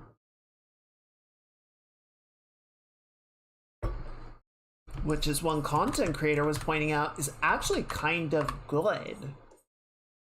Because if it were more, if it were like 20 or even 40% of the company's income, then the company would have a lot riding on the financial success of Elite Dangerous, right? They would probably be very cautious about doing anything that would rock the boat and upset the player base, especially after the general fiasco that was the release of Odyssey years ago. Right? Like the game already almost collapsed once. They would definitely not want to risk that again if their financial well-being were dependent on Elite continuing to go on. So, you know, they would probably not be very cautious. They might try and find ways to pull more profitability out of the game. Excuse me. Whereas, you know, with it being a respectable but ultimately small portion of the annual income, you know, it's enough to justify continuing the development, making new features, and continuing to support and even grow the game in some places, but the rest of the company can kind of continue to function independently, and it can function independently of the company, or the rest of the games. So it's actually in a pretty good spot in that regard. Again, it's like it's not too big, but it's not too small.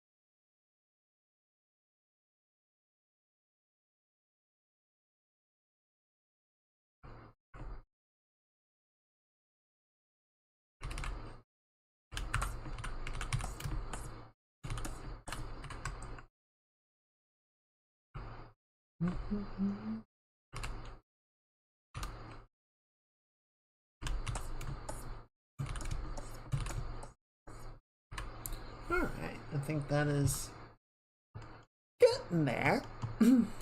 Is getting there.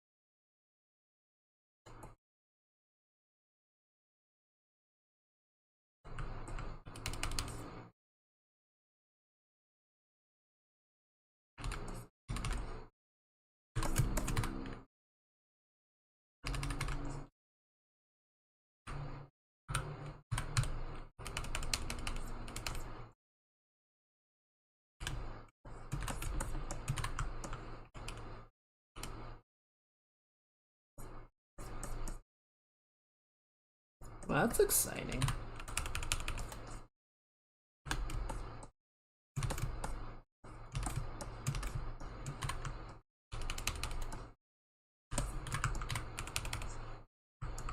There we go.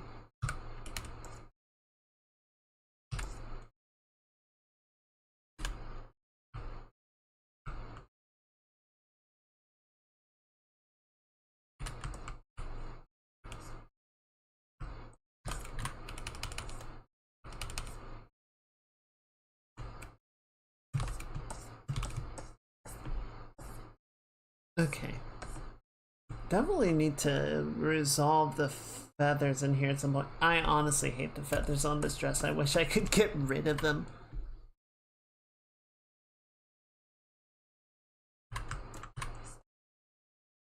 We've got Thunder Sense Mage.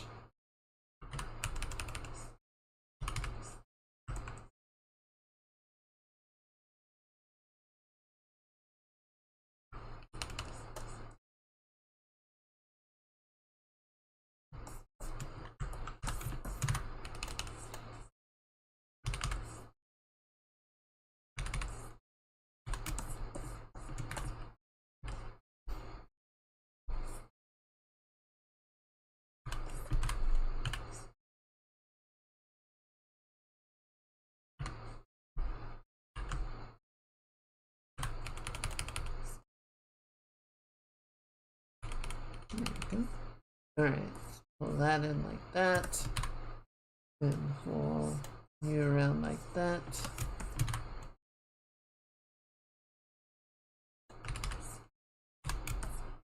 Good.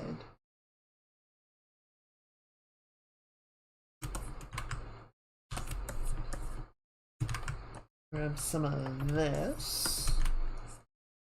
Bring in here. I think we're gonna need extra dark tone for the occlusion, right?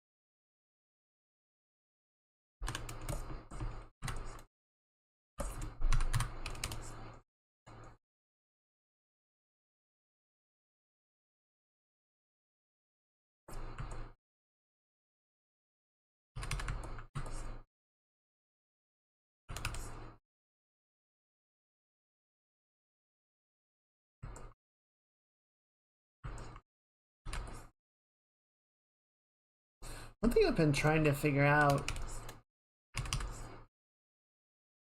So, Ivy's getting an update to her model, Mookie is getting an update to her model, Aiko's getting an update on her model. A bunch of new models are happening very soon, which is very exciting. I'm very much looking forward to all of it, but one of the things I've been sort of thinking about as I work on mine is, like, is there anything I wanted to do? They're like toggles that I want to have. I think Aiko's talking about like automated toggles. I'm like, I don't even know how to set up automated toggles.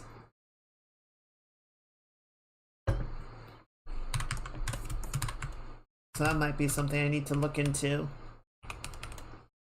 See if I want to do anything fun or exciting with those, because that could certainly be fun. Have more things sort of activate in response to X or Y.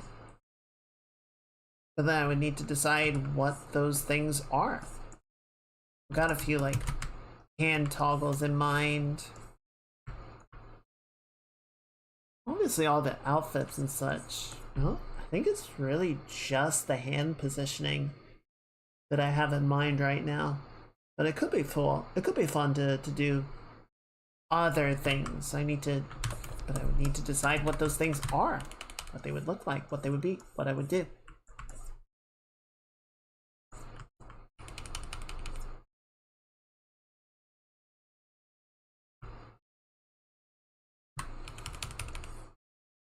Kuroama showed a bit of the work that they were doing on Muki's new model. And my god, the level of articulation, the range of movement that it's capable of is breathtaking. I'm very much looking forward to seeing the final result of that.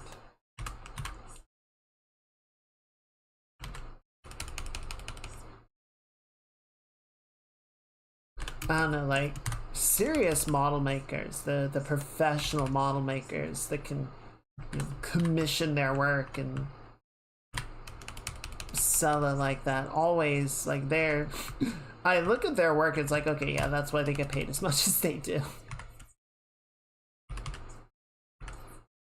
Like, I'm happy with my model, and I'm very proud of being able to make it and everything, but like there is a clear difference in what they're capable of versus what I'm capable of. And yeah, maybe if I sat down and practiced making model making as much as they do, then I could get to that point, but goodness.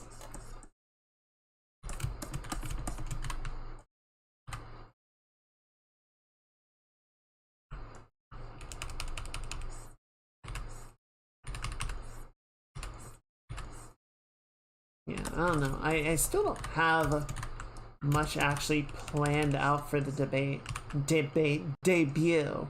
There we go. One of those words. One of those D words.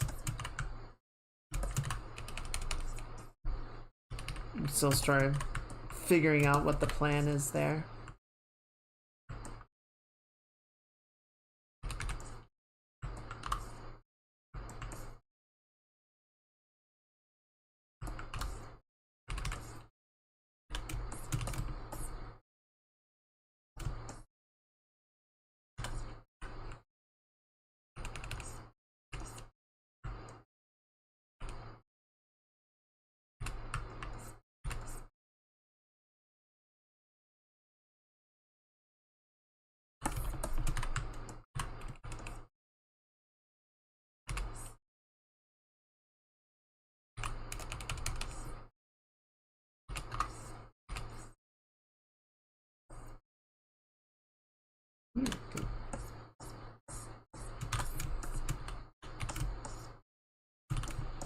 Alright, we need to work on the boots for a little bit.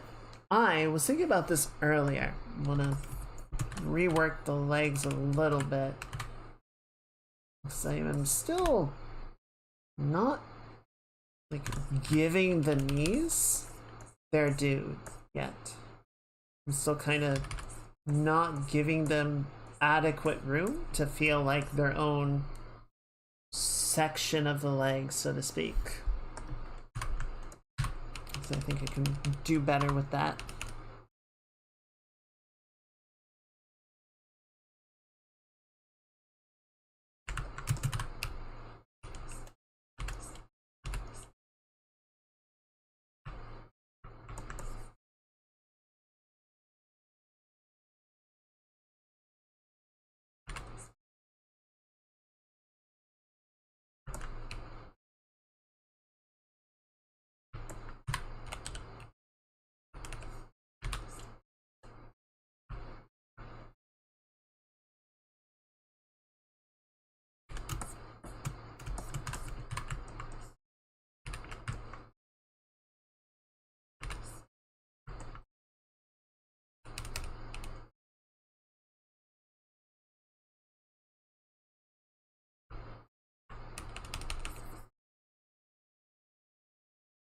I actually forgot I have this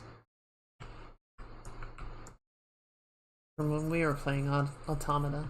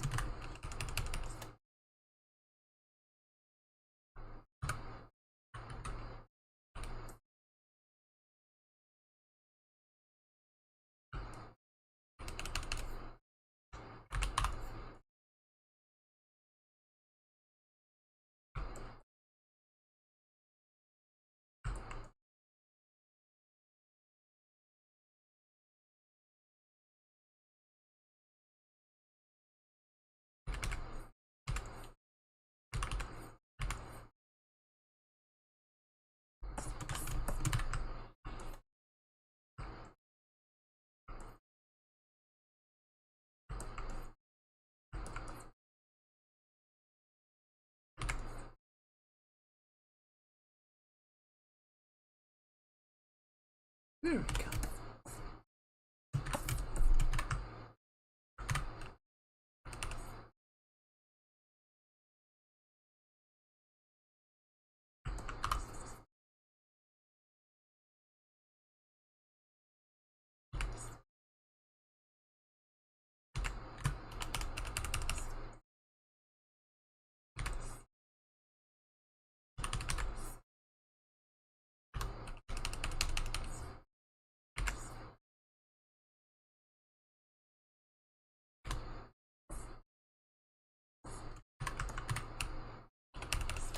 You know, I was thinking earlier, I was getting lunch, and for some reason, I don't know why, my mind went to zombies. I started thinking about like zombies and zombie stories. Yeah, I don't think there was any particular reason about it. I think it just kind of popped into my head.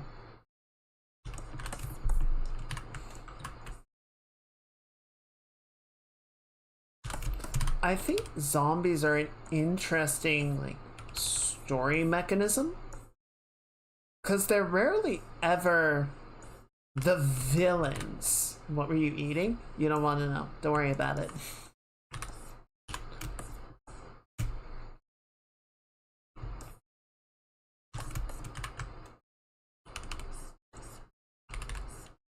I was eating normal human food for humans.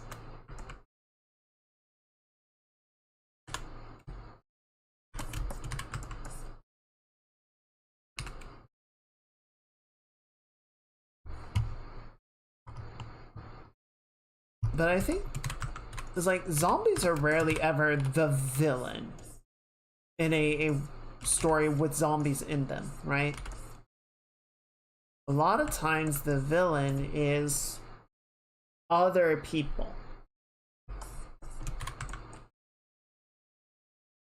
I think in a lot of ways it makes sense. Like, zombies make sense as a literary device in the modern day because they're almost like, one, they're death and people get scared of dead things, but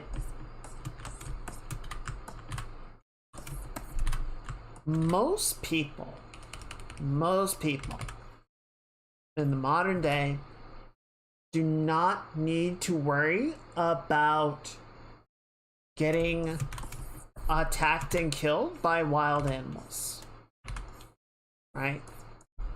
Some people will live in areas where it is a possibility, right? Like in my area, theoretically, there's the possibility of bears or wildcats or some such, but the likelihood of actually seeing one is very low, let alone being in danger of being attacked by one. Now, if you live in like Florida, God help you, or if you're in Australia, I'm sorry, you're already dead. But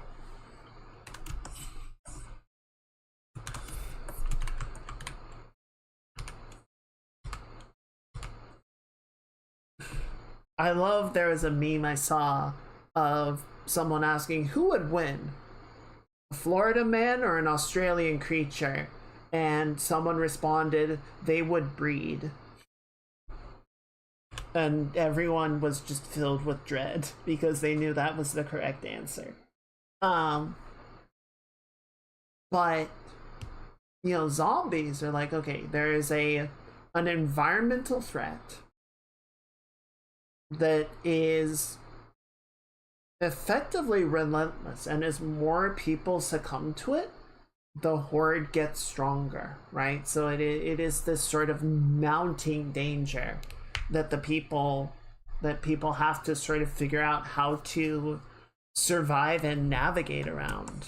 And as the destruction from that mounts and society collapses, you know, the sort of things that we take for granted start to degrade, and people start to turn on each other, and you know, get into these questions of the good nature of humanity and all that. It's the same when I was in middle school. They closed the playground because a bear and a cub climbed a tree 30 feet from the fence. Well, you played the odds.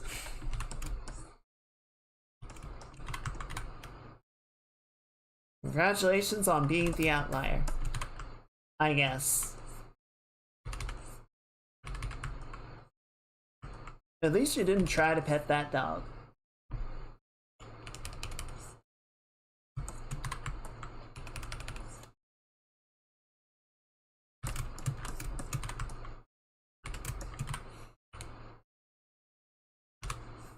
Hey, Coco. Hang on, let me get you a shout out.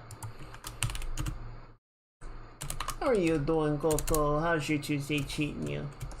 Welcome in. And yes, we are drawing near.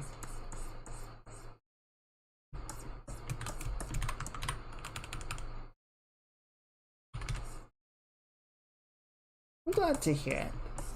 Yeah, we've just been sort of chilling out. We got this working.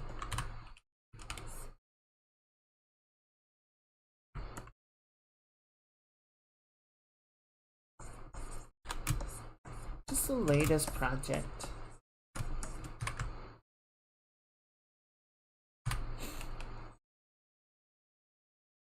Aw, Mage, thank you for the gift sub. Really appreciate it.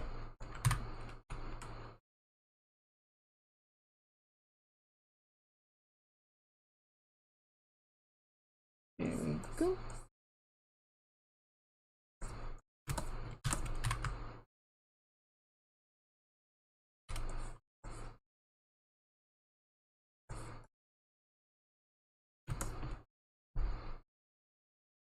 This glove is so weird, I don't like it. Like, I like it, it's pretty, it's just the way that they... I feel like they try and cheat this in a way that feels very weird, but it's fine. Okay, and then we've got the black stripe that we'll have to go through and add, that's fine.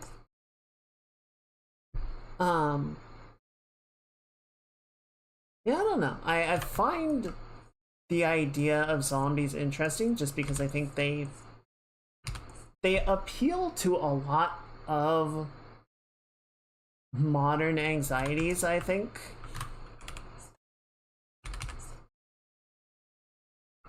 But a lot of time, like World War Z, if you have not read or listened to it, don't watch the movie. The movie's shit. But the book, the original book, I think does a really good job of sort of exploring how a zombie outbreak might actually occur. And sort of in the same fashion, this question isn't so much like, what is the zombie outbreak? It's more a question of how different people in different situations respond to it.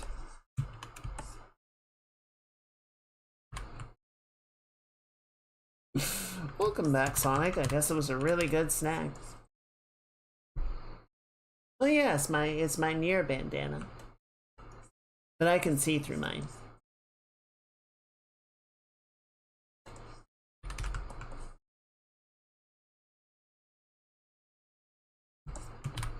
People seem to have less protest about shooting already dead things in the head. That is true. That is true. It's like how Samurai Jack made all of Jack's enemies robots so that he could cut them in half and they could have violent spurts of oil. Not blood, oil. And he could get these like big graphic streaks of oil splattering across him.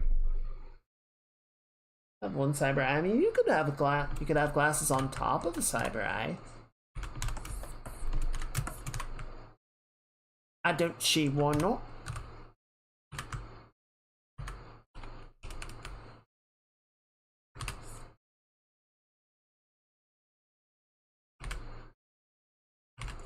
Their prescription. I have specialized.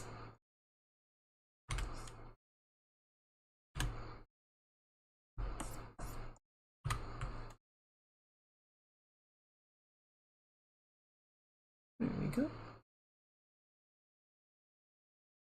Every time with this frickin' sword, man.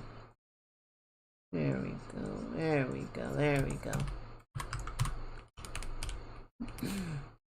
This is a joke, man. Me looking.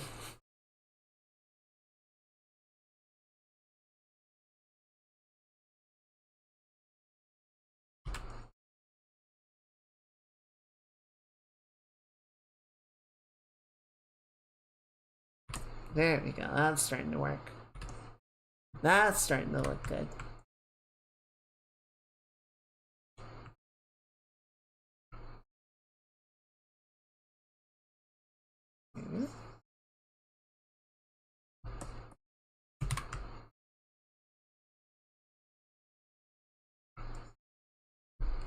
Aww. No, this is fine. I was thinking about whether we should make it darker or not, but it's fine.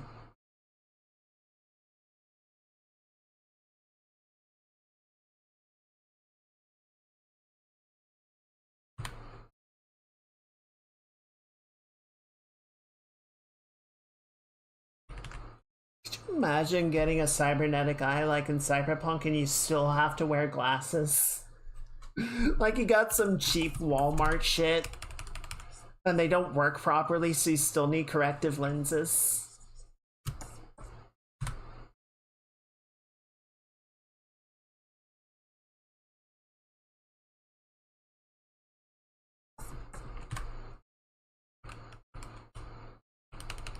Probably happened to some gonk. Are there characters in Cyberpunk 2077 that have glasses? There are, right? There must be somebody.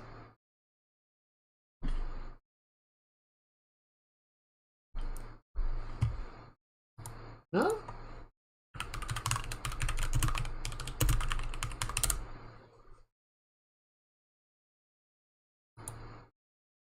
Like, there are definitely sunglasses. I tried Googling it, I got a bunch of, like, promotional merch sunglasses, because of course I did, but...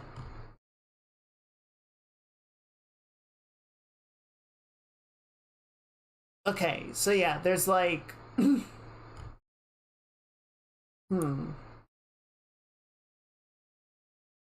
I see sunglasses. I don't see any, like, corrective lenses. I don't see any optometry sunglasses or optometry glasses.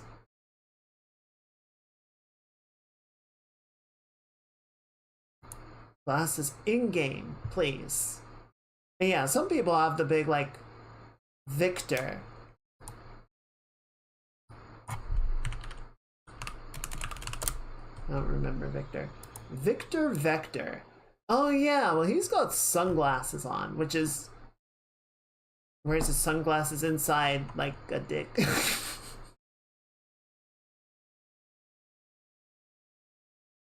Eye color cyan, that's cool.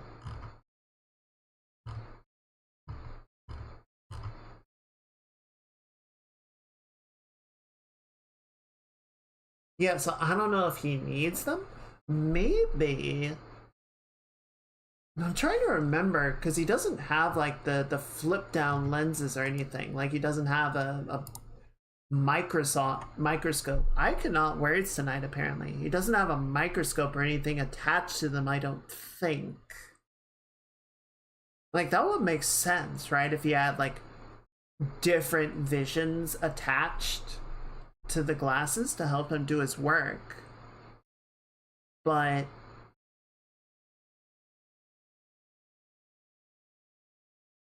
or like if the glasses, if there were like a camera on his arm cybernetics that connected to the glasses and showed him a close-up of the stuff that he was doing, that would make sense. I could understand it like serving for functionality, but I don't recall anybody wearing glasses for like medical purposes. You know, some people have like the big DBZ scouters because they couldn't afford like good eyes, so they have just big honkin' cybernetic implants that take up the entire socket. Or maybe they just like the look of that, who knows?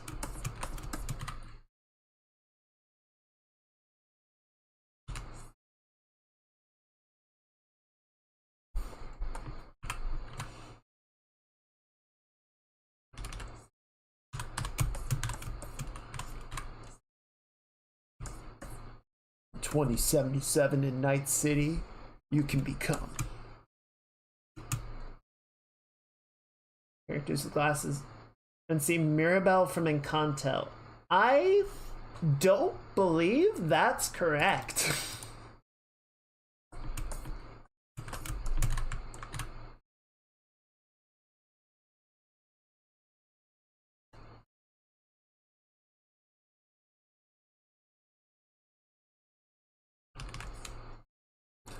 Google is going insane. I think Google actually is like unintentionally degrading the quality of its search engine.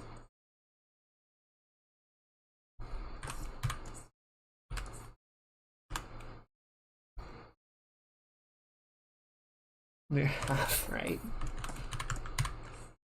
What's the half that is right? What, the fact that she wears glasses?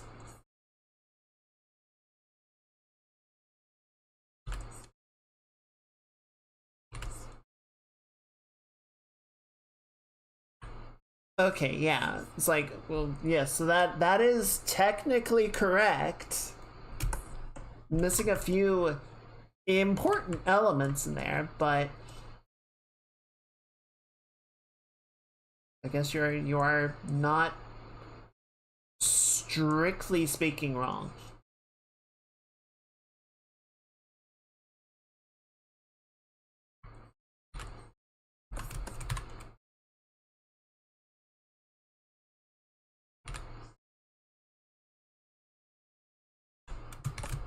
Okay, that's looking better. Jims, I'm gonna be honest, I'm not gonna put 100% of the work into the tuba.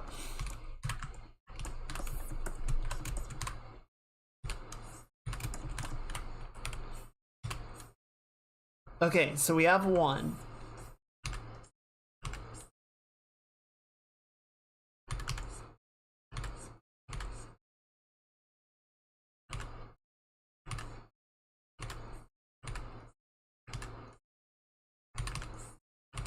Oh, you know what? I wonder if one of the monks might wear glasses. There are a number of monks in the game that have a whole sort of philosophy around the purity of the body. There's a Hideo Kojima Easter egg. Okay, so Kojima has to have his glasses. That makes sense.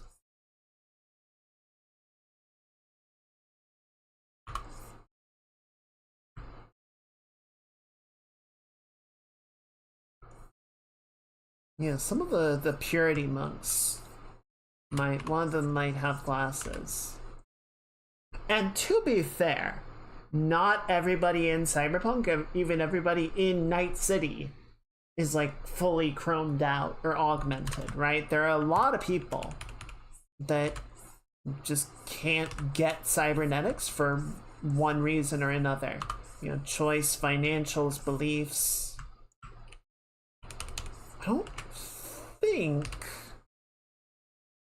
think Cyberpunk has the whole like rejection syndrome thing that Deus Ex has as a narrative element. I don't think that's in the Cyberpunk universe. Though some people might have particular reactions to particular elements, but I don't think it's ever brought up as like a core narrative thing. Yeah, some people just choose not to get implants, but I don't recall any story elements of like, oh yeah, I can't get implants because of X or Y reason.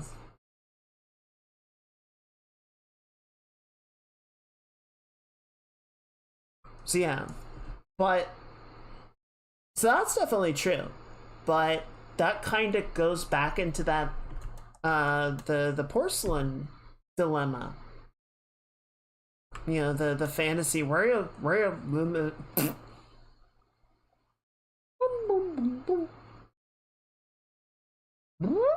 the fantasy world building thing that I was talking about a while back. Um, where, you know, if you have this whole society where sort of the default expectation is, well, if you need corrections to your eyes, just get eye implants. How readily available are corrective lenses going to be as a technology and a service that anybody provides?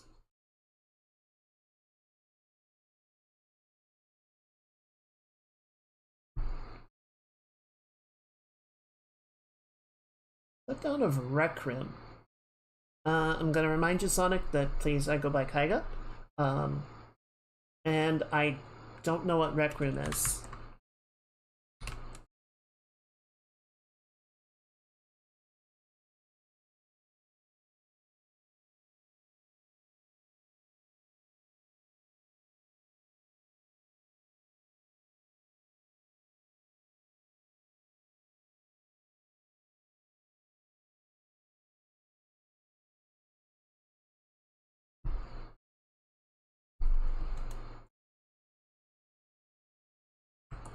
I don't know. It's interesting. I feel like if I ever go back and play Cyberpunk, I'm gonna have to keep an eye out and see, are there any glasses in the city?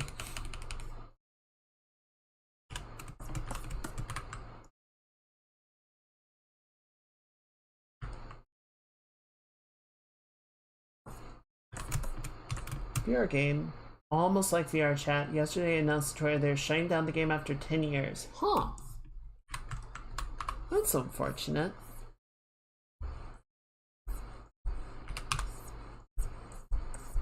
Did they give a reason why, or did they just say, we're done?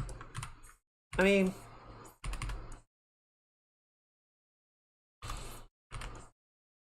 I could see it being a financial reason or a support reason. I know one of the Star Citizen really popular tools for mining is shutting down in June.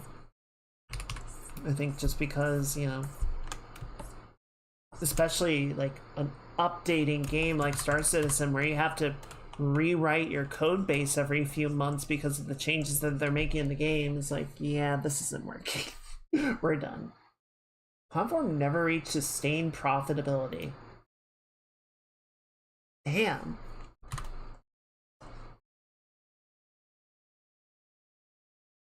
Kind of makes me wonder how they were able to keep it going for 10 years then. Recent shift in the VR market. I can certainly imagine with everything that's going on, you know, people are... Like, VR is a luxury item, right? Yeah, VR headsets have gotten, or I would say there are more affordable VR options than there used to be, but it's still not something that you just like go to the store and get for fun, right? It is something that you decide that you want and that you want to get into. So I don't know. I can certainly imagine if they're not seeing as many people sort of pick up VR as they would like, or if there's been a downturn in the number of users and they go, yeah, this isn't working no more. But yeah, it's kind of weird that they like managed to keep going for 10 years and they're like, yeah, it turns out we've been bleeding money that entire time.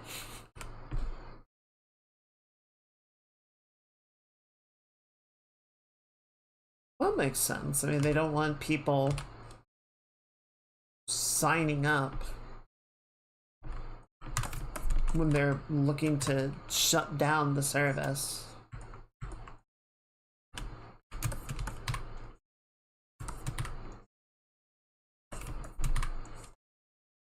Especially if it's going to be soon.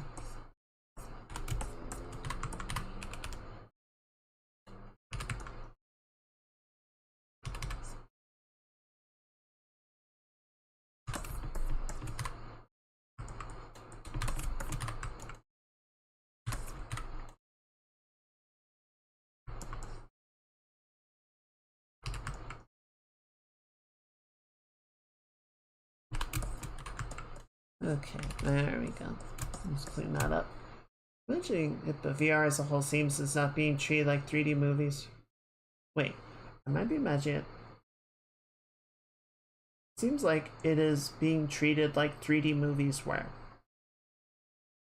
I would say not bad, not as badly as 3D movies. Like 3D movies, I don't know that anybody really like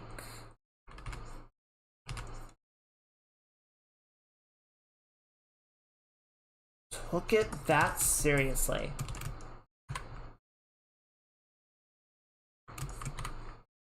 I mean, obviously, like some people did. Sony made 3D TVs and everything.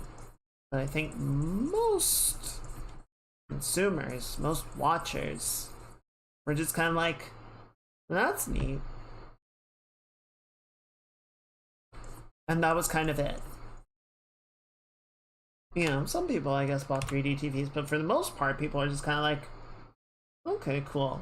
Whereas, I don't know, VR I think is better than that. But at the same time,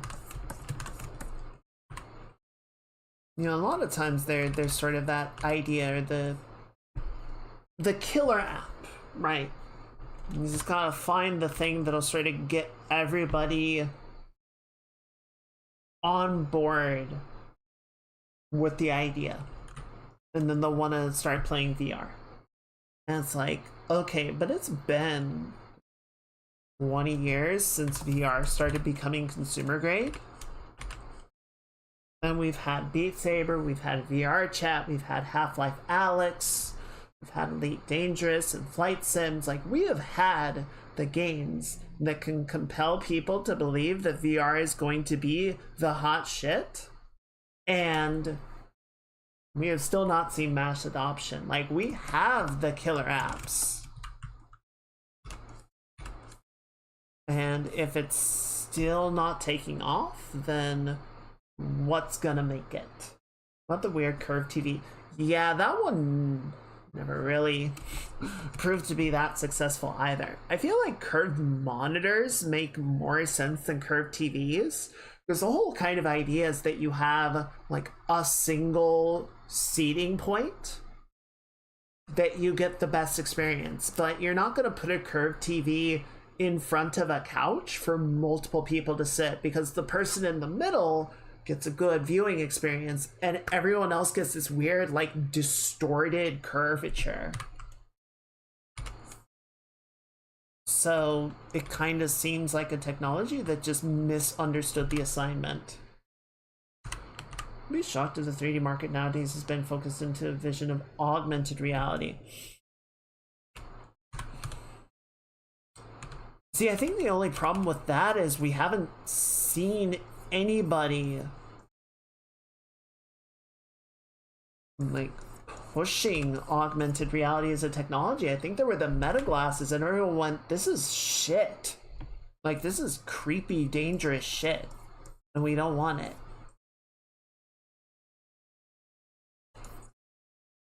You know, Apple had their headset that they pushed like for one keynote. And people went, this is dumb. And Apple went, you know what? You're right. This is dumb. Vault it. It's gone. It's dead.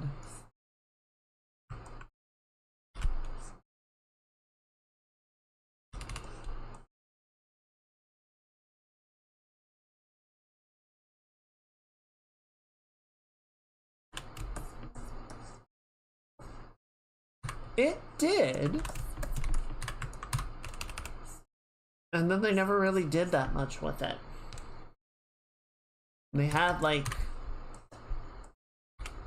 AR amiibos and maybe a handful of games.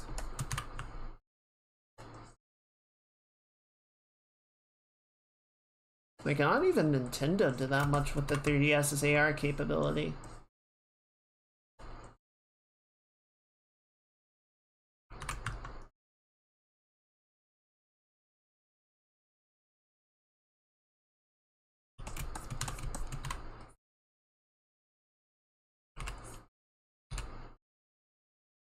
I think that'll try it. There's a world see the tech will be used, but not while our tech overlords want to squeeze every bit of personal data.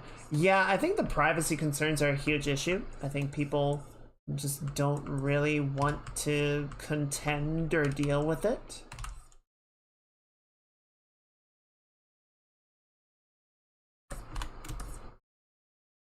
It's looking pretty good.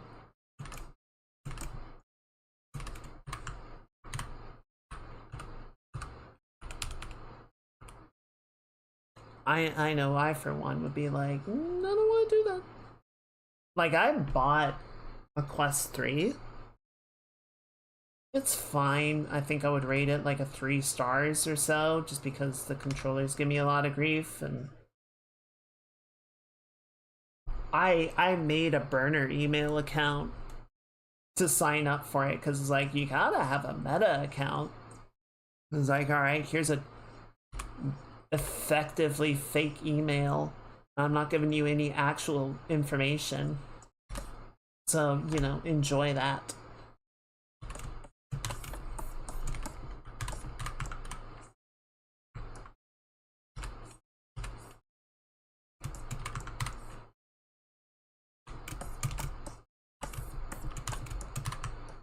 And like, there is definitely a reality where augmented reality would be cool.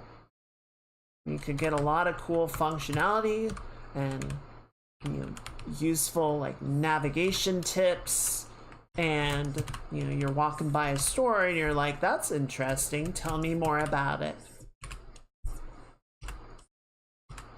You know, you can look up stuff as you're going. You could see like a cool bird and you're like, what's that bird about?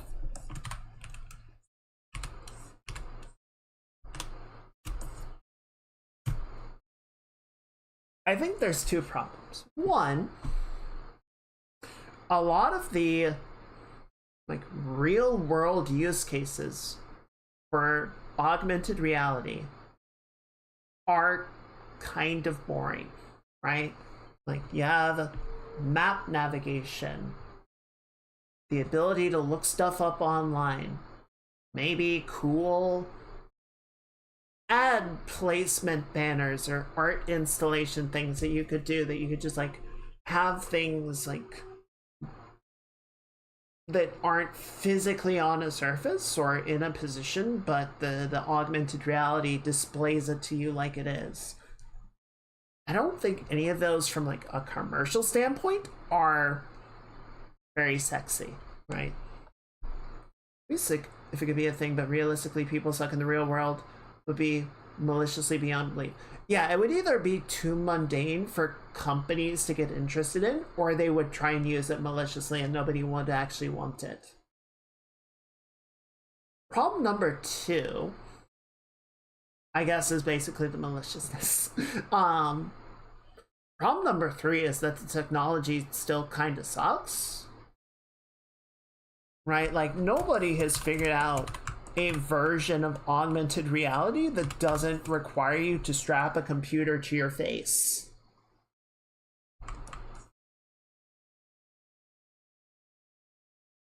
Could maybe see tourist travel companies getting good use, but like, yeah, it could potentially be useful, but also, what does it really offer that they can't supply through a phone with an AR app? Or it doesn't even need to be an AR app. It would just have like geocaches of, go to this location, and once you do, it'll open up this data packet and tell you about stuff in the location, or just give you like recommendations on places to go. Like, yeah, the AR would be a neat little flair, but it wouldn't be like necessary to the actual experience that the user would be getting.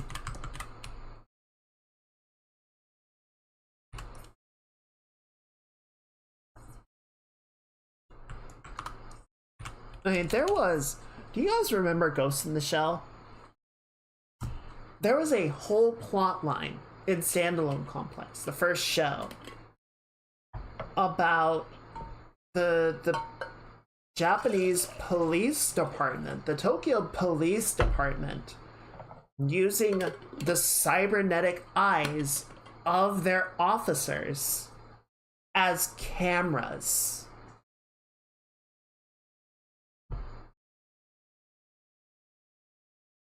Like, you know, it's a similar sort of cyberpunk setting. Everyone has cybernetic bodies and augmentations and whatnot. There are various levels to the point where, like, some people have completely replaced their bodies with cybernetics instead. And you know, you get a lot of interesting questions about metahumans and the singularity and all that, whatever. But yeah, one of the plot lines is police inspector gets killed, and you know, sort of working back through the evidence, they discover that there are all of these photos that have been taken, but there's no camera. The camera is the cyber eye of these various police officers that somebody in the department has been tapping into their eyes and using them without consent to take photos and video.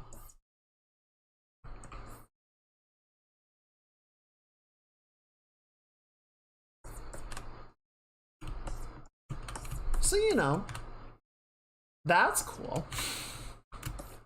And this was in like 2004? Like, this was before even the era of smartphones, and people were already going, you know, if you give everybody a networked camera,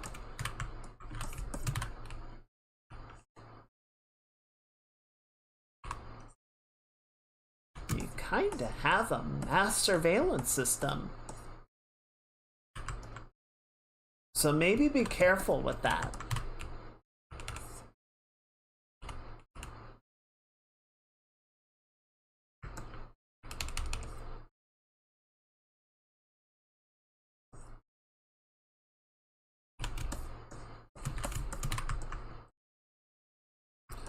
Yeah, I feel like they knew.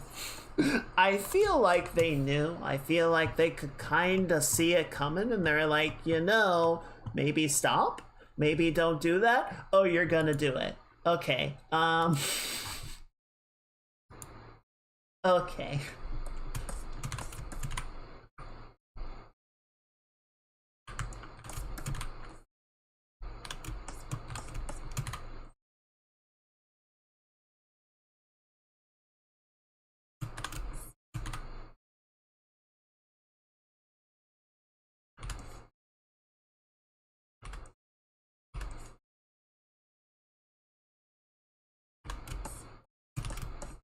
Alright, Mage, appreciate you hanging out, and thank you again for the gift sub. Hope you get some very good rest. I hope the storm treats you well. I'll see you next time. Everyone say goodnight.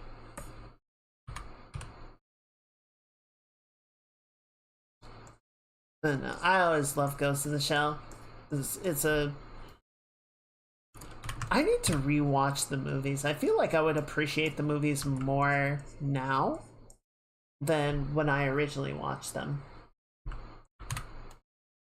It's a very good series. There's a bunch of very weird, very interesting ideas that it covers, and you know, the different, like the movies versus the manga versus the anime versus the various other shows. Like, each of them sort of approaches the premise and the world slightly differently, which is kind of cool. It's kind of nice to sort of see like different takes with a similar premise.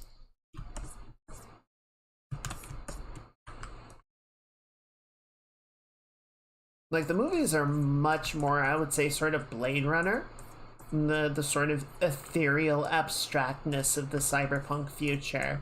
Whereas the show is much more like grounded reality, I would say.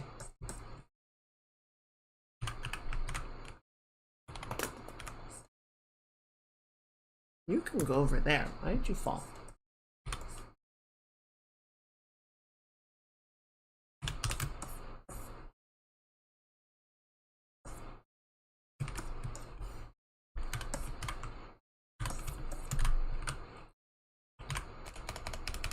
One thing that I always thought was very cool, one of my favorite episodes, was a chat room episode where a bunch of the characters were sort of, or not a bunch of characters, but it was essentially just like a visualization of an internet forum discussing the serial criminal that's sort of at the heart of the plot, the central plot for the series, the show. And so you have a couple people that are sort of down at this like round table at the center of the room, and you know, they're sort of leading the conversation. They're the primary ones, like bringing ideas in and having back and forth, and then a bunch of people are sort of up in the rafters, bleachers, stands, seating, however you want to say it,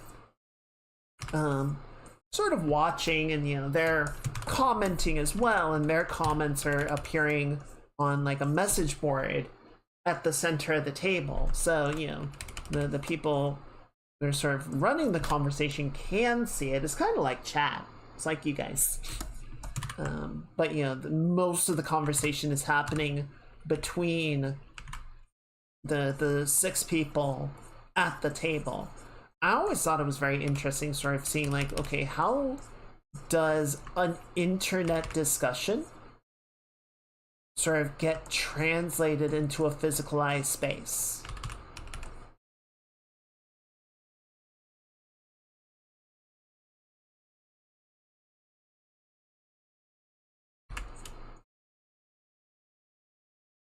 Well, now that I think about it, the more I think about it, I kind of wonder how much it should be translated into a physical space. Like, it's definitely something that people are more comfortable with, right? Like, the human brain thinks three-dimensionally. So having a three-dimensional representation of an artificial space like that does make a lot of sense.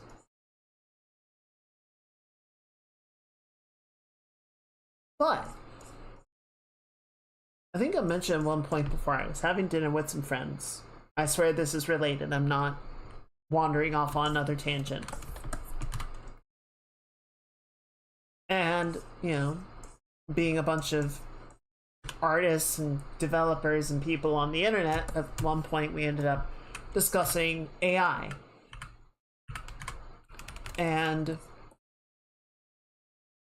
one of the sort of conclusions I came to from what one person was saying was, when some of the AI image generators started appearing, you know, the initial stuff that they were creating was very abstract, right? It was, as much as I had issues with it even at the time, there was something intriguing about the idea of pass a concept to a computer and see what it makes of that.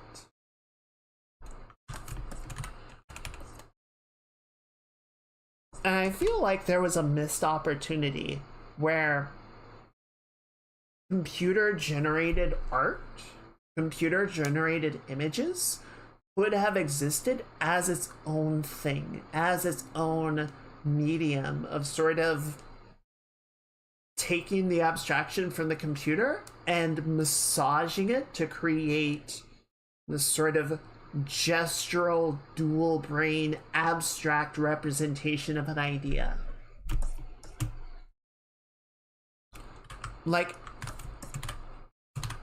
general and still true concerns about theft of images and all that notwithstanding, there's at least an argument to be made of, well, I'm doing something unique with this. And I feel like image generation and video generation, Bozo Sora, and you know, text generation, all that has been so predominantly focused on trying to trick people into believing that it was made by a person. That it kind of, one, it gives the game away, and two, it destroys really any of the would-be interest and uniqueness that would have come from using the computer generation as a medium.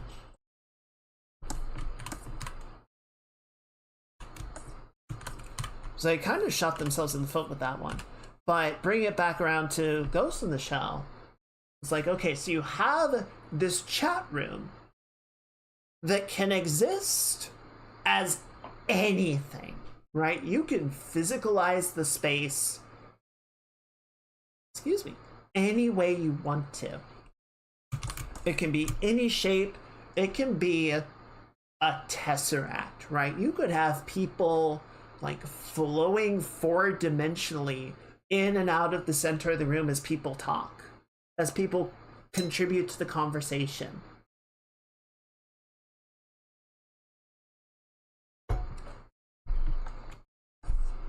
So to just kind of make it look like a normal chat room in a physical space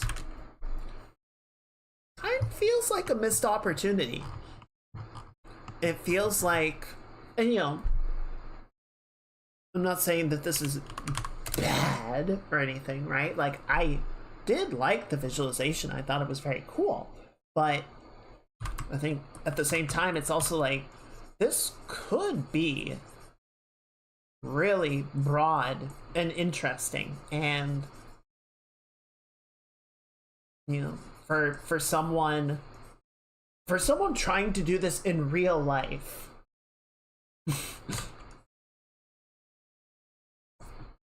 Oh, hi, Coco.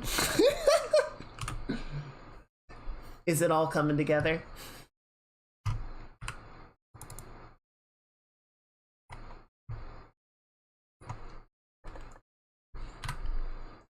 I had to get the bandana out of the way for a second because I wasn't sure how this was gonna sit with the eye. I'm glad you like it. So yeah, I'm gonna have to cover some of this up, but we'll play with it as we go. We'll massage it. I'm glad you like it.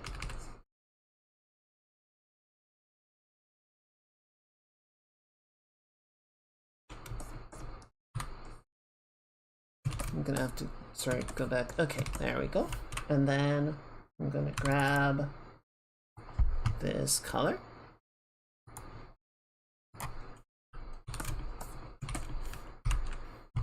And we're gonna, where are you?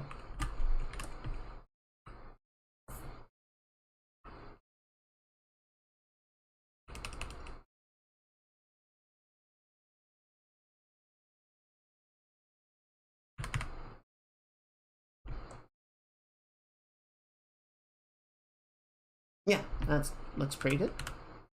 Good. So we're just gonna round this out a little bit. And then we'll adjust the eye, because I don't want to have the top of the iris exposed. I've talked about that before.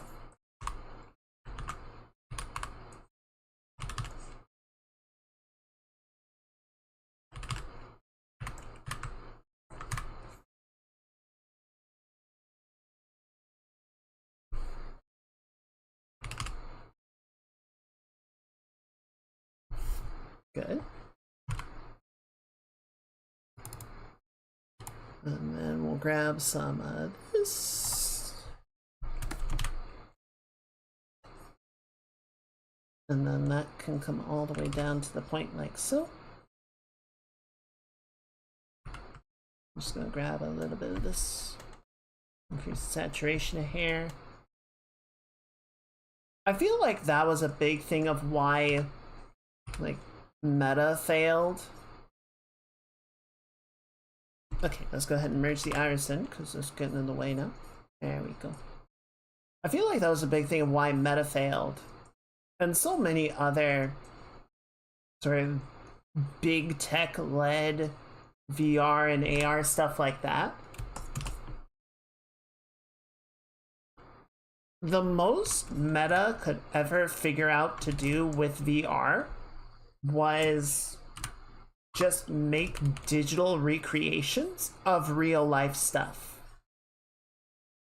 And not even like exciting real life stuff, like call centers and meeting rooms and lounges. It's like nobody really wants this shit in real life.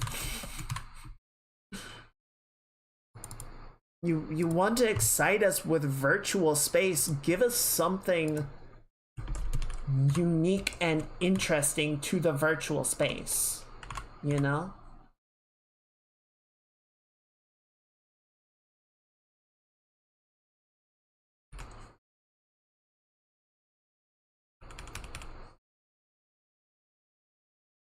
And they could never figure that out.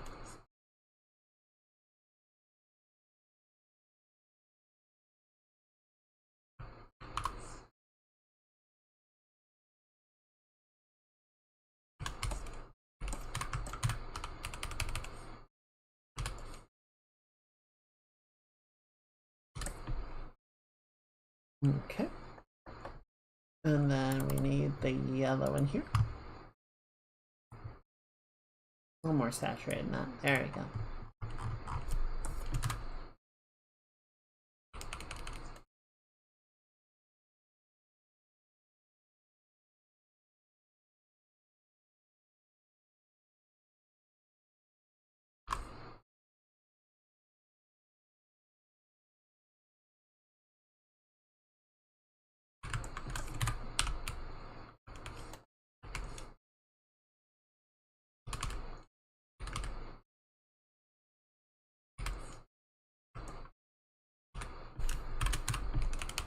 Make sure I get this right.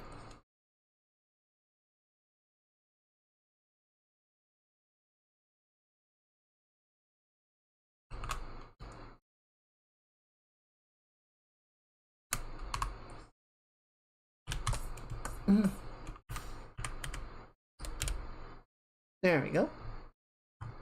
Alright, so now go ahead and merge that in, and then we can mask this off.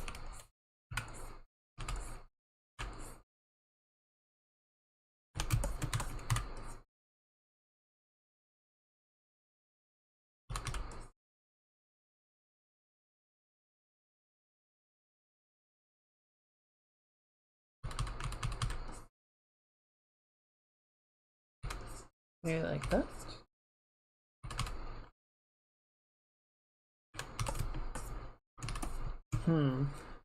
See, I don't feel like we get quite enough visibility. Maybe move, scale it up just a hair.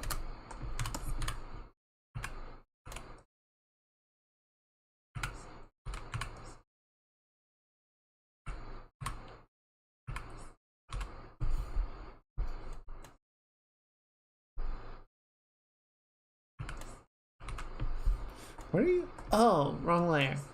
There we go. I'm like, why isn't it working?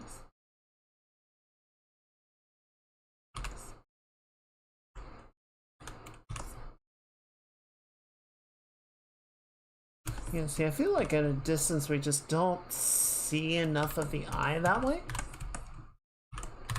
I think we just gotta cheat it. I think we just gotta let more of the eye show through. Maybe we can straight mask it off this way. That might work.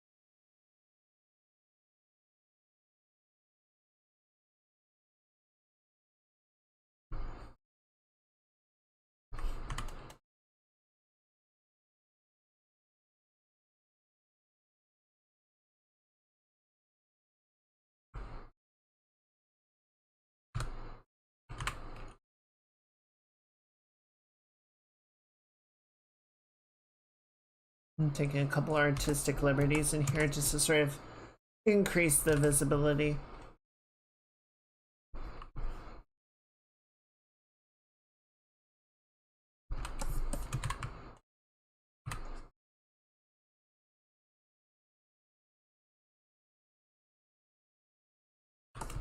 There we go. Alright, I think that's starting to work. At least it works at this distance. If we go all the way back here, it's okay.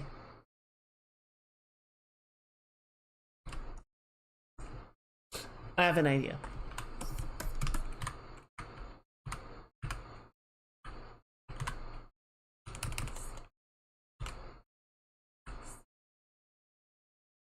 I think we can give the blindfold a little bit of a billow on the back bit, just so that more of the eye becomes exposed.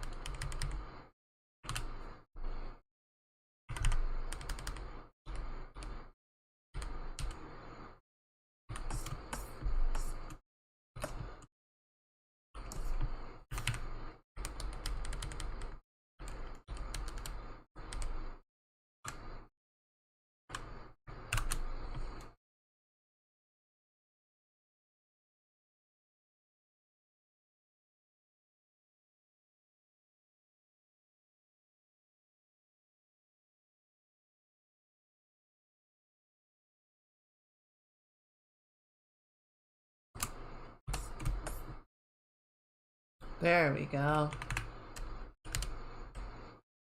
There we go. Now it's starting to come together.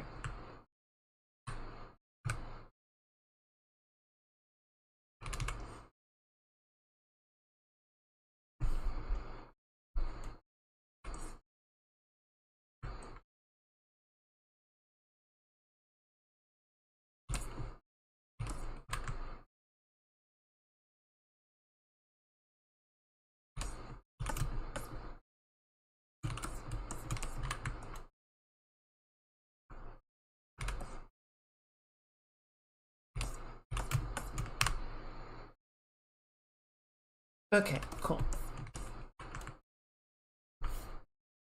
And then just to sort of reinforce the direction, because I think right now it kind of gives a little bit of a sense of being too looking at the viewer. I'm just going to sort of bring down the side of the iris a bit more, so it feels a bit more pushed in that direction.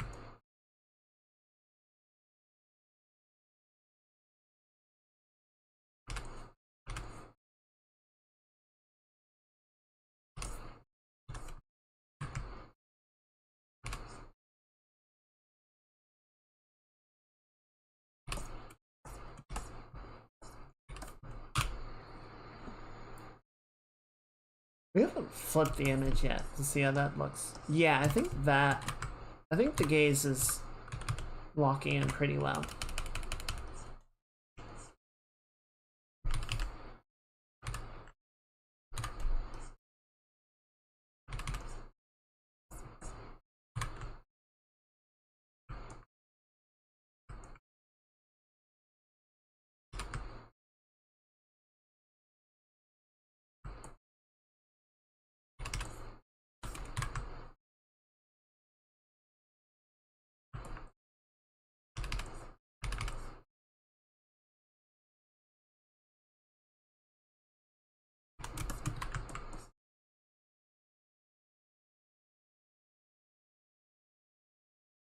Okay, and then backing up for a second.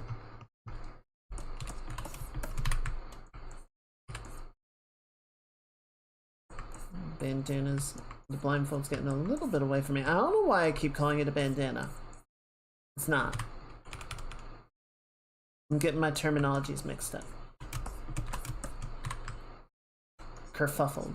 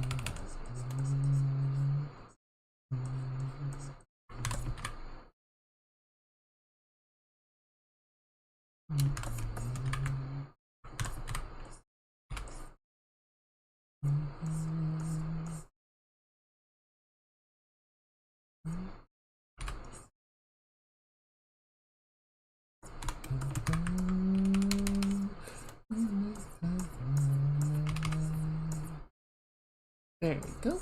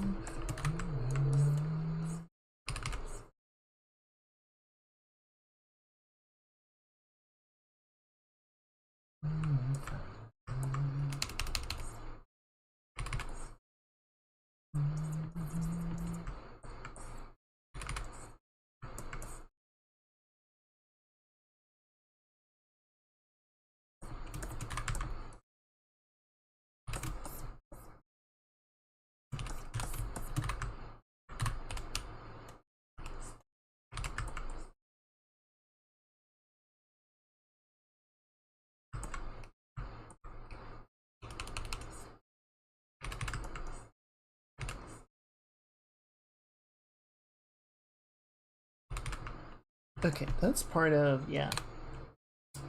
I'm locking the eye in. You can still touch it up, but I think keeping it on a separate layer doesn't serve us much purpose at this point.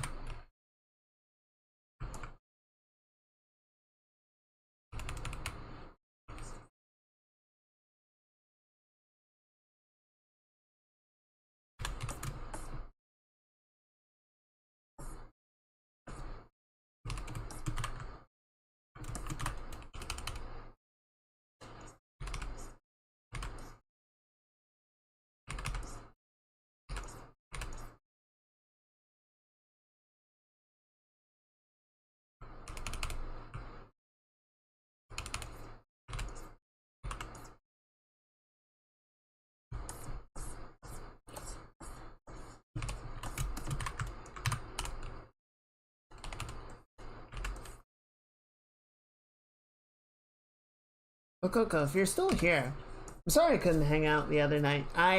God of War is one of those games that has been on my to-play list for ages, and hopefully one day I will get around to it.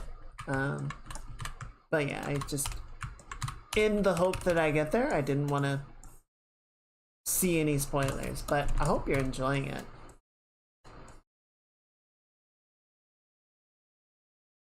Have you ever played any of the older ones? Like the original trilogy?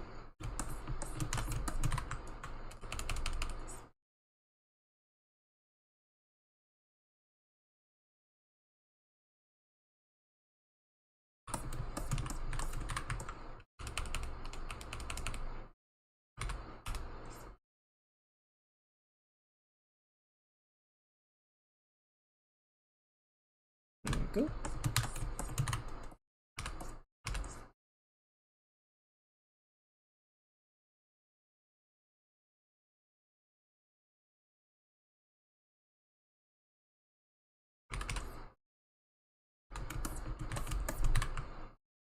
Ooh,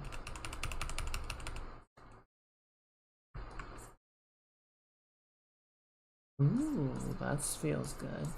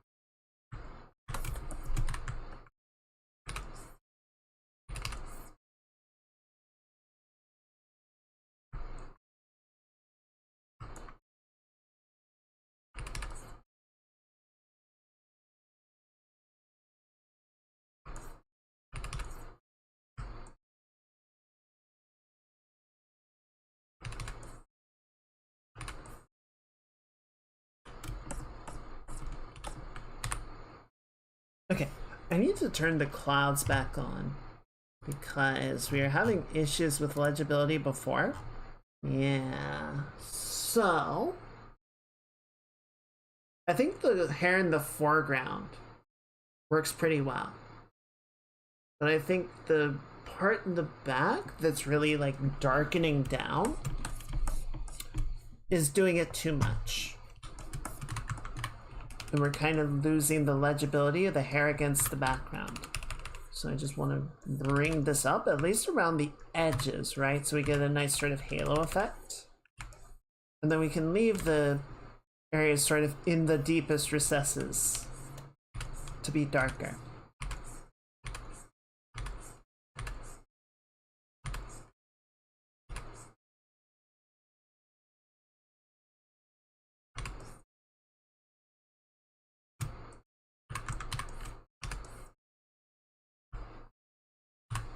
There we go.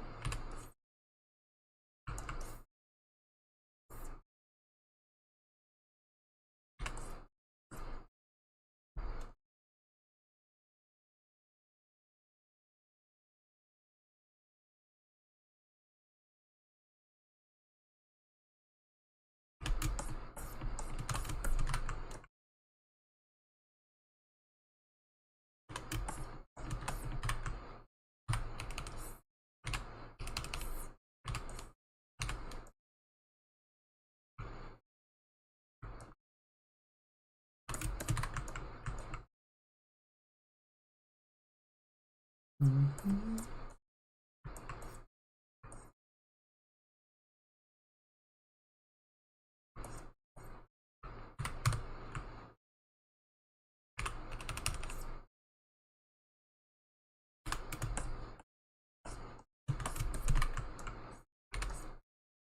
Get some nice green going as well. So it just feels a little bit more, a little bit smoother.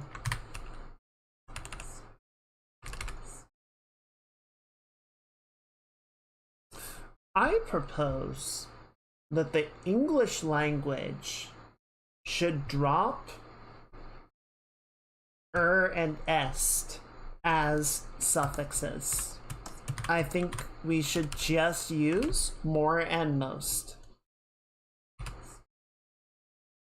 I think it is overly complicated and it is inconsistent. And I hear so many people say both.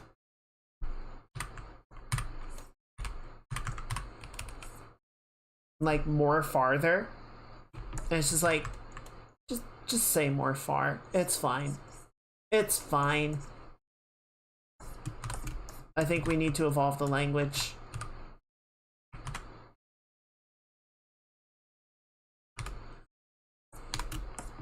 I think we just need to get better at it. I think we need to accept that the language has come from a bajillion different places and it doesn't all make sense, and we need to unify some of the ideas. It's fine. Just drop Nobody cares.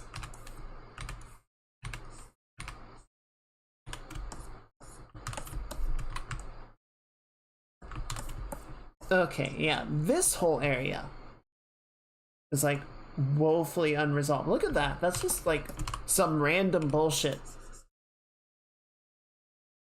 We're gonna separate this out.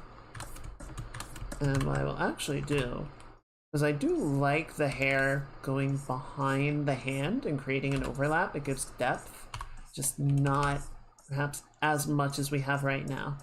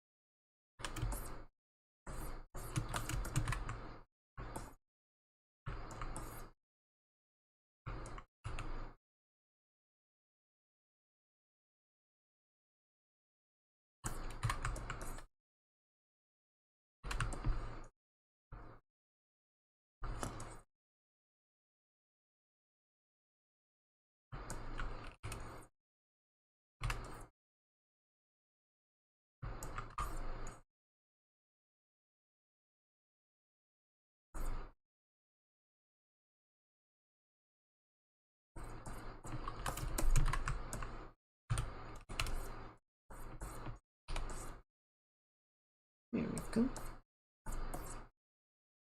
Let's get a nice soft volume.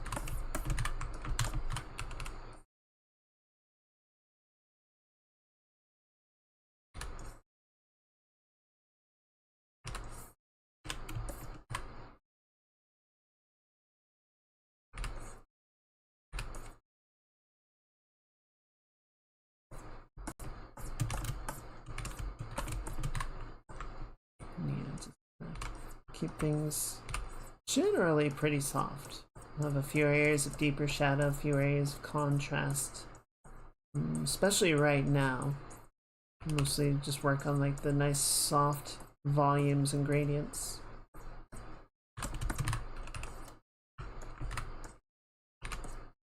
There we go. Kind of round it out in a few edges where that like confused brushwork from earlier made awkward shapes. I don't like.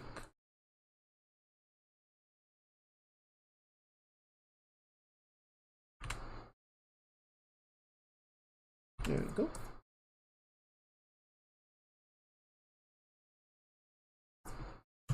What the fuck is that?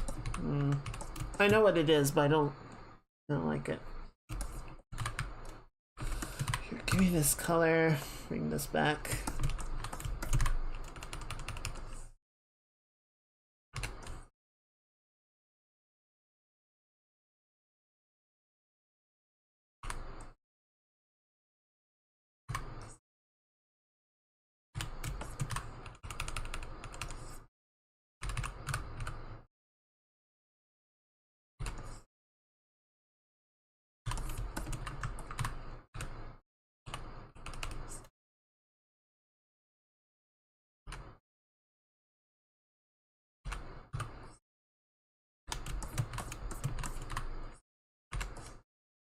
There we go.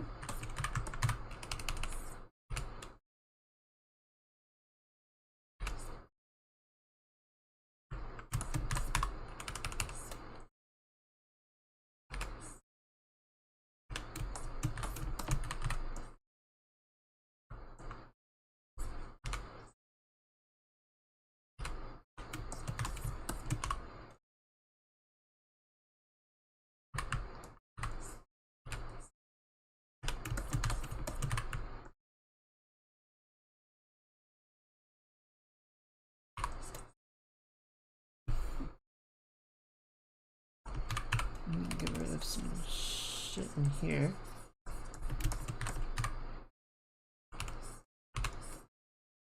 I think I've just kicked the feathers to Saturday.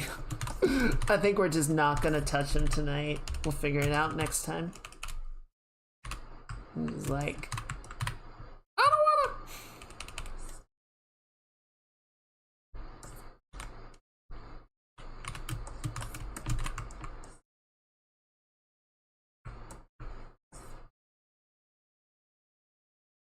There we go.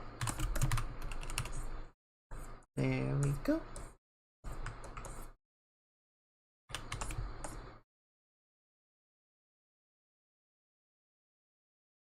Okay. No, I'm not going to touch up the feathers, but I will touch up the arm. What the arm doing? Okay, so the stitching is on the sides of the glove. So most of the glove is going to be like this dark at most. But actually what I will do is we will carry this idea all the way up to the sleeve.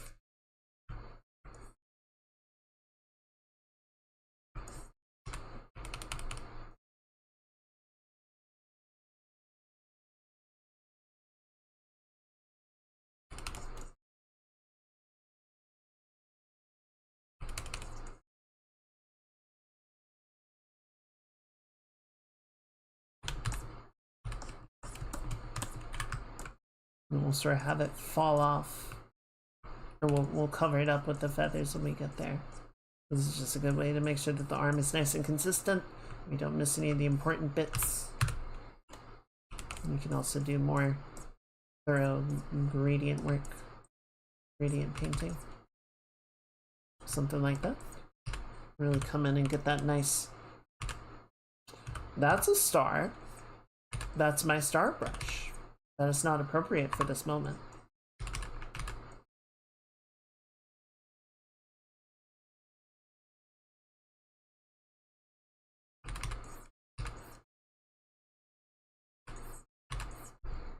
We'll need to figure out what to do for Star Wars Day. That might actually be the next project after this one. We might be... no, we'll have to figure it out. I'll look at the calendar and see how many streams we have before May 4th.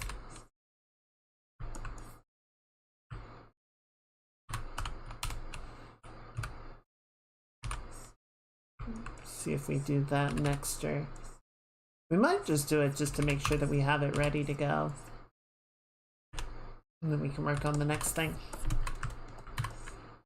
But yeah, I'm still not sure what ship I would like to do for that piece. Could always do more X-Wings. You can't go wrong with X-Wings.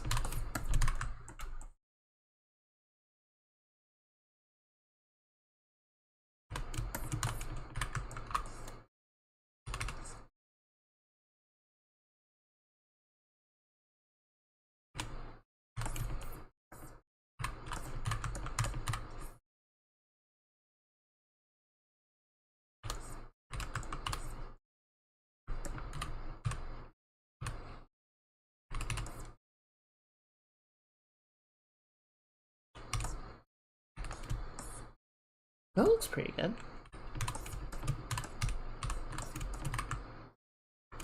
I'm gonna do one little thing in here, see if I can't get this right. Natural stroke work. Get the edges a little bit there. We're gonna come in with a soft but well-defined brush. How did you get that color? That's wild. What? We're just gonna gently add a little bit of a satin polish right through there.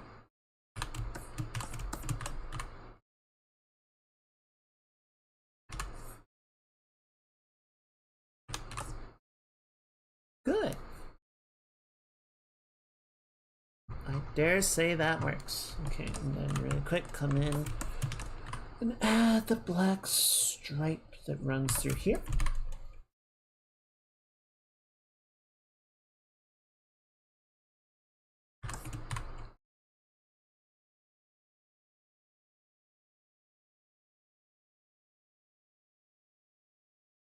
Trying to decide if I want to add the Yorha pattern on the skirt or not. I feel like it would just be an absurd amount of work to try and replicate. Maybe I can do a similar thing to what I did for Valk's skirt.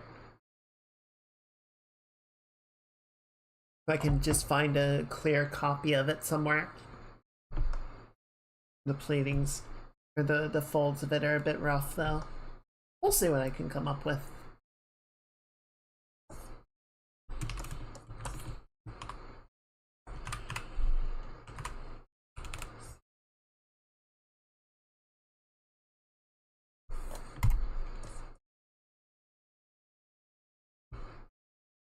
Get rid of some of this, we don't need it.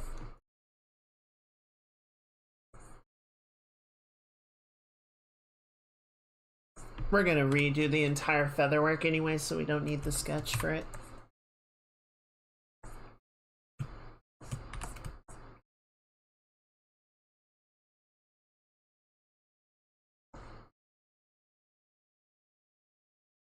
Okay.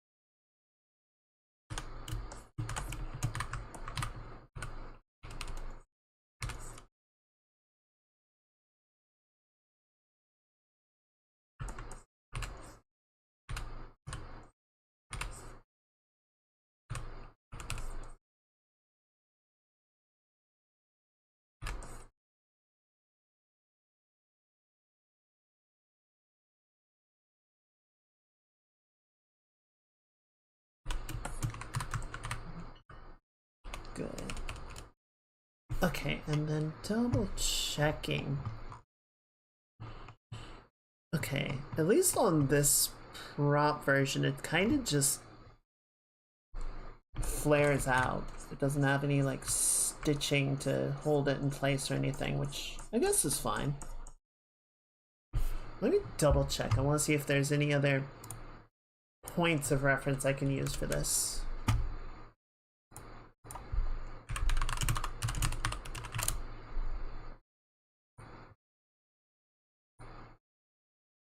Yeah, that one's open.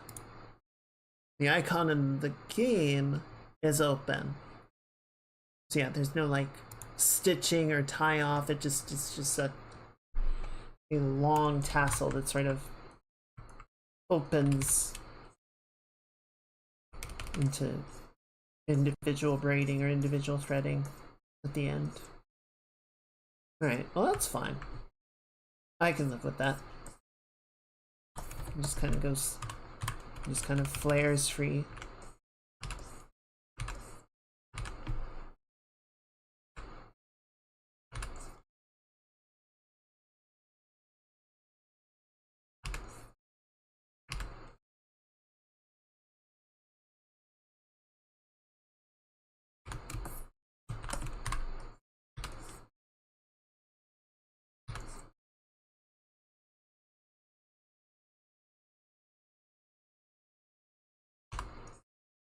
I'm actually gonna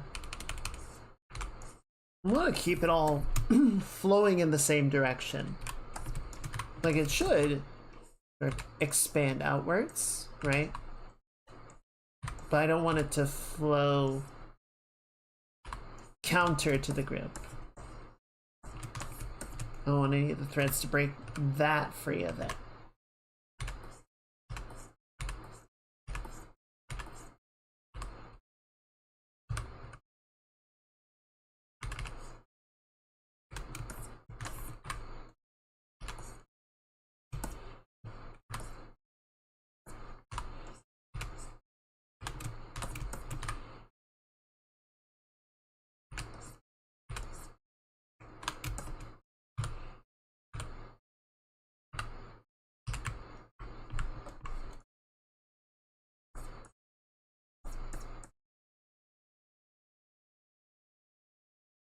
something like that.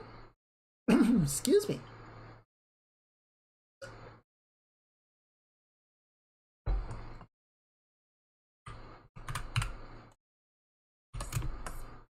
Yeah, that works, I think.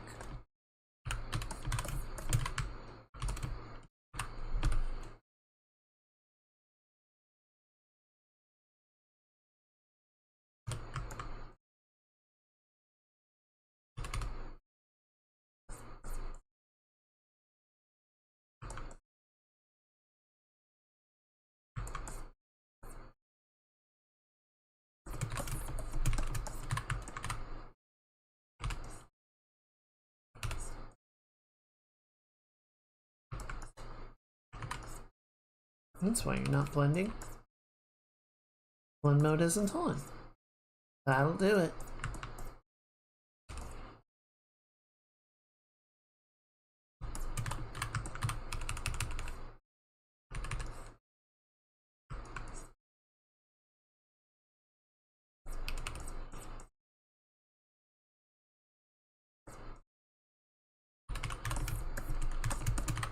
There we go.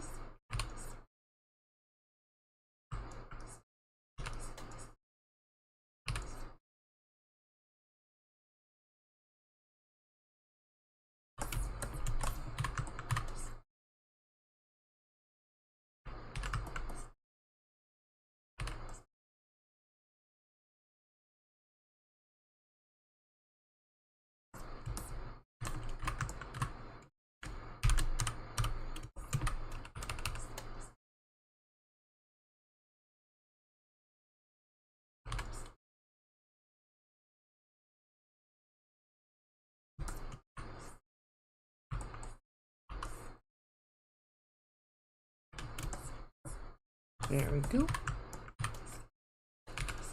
And then just taper that down.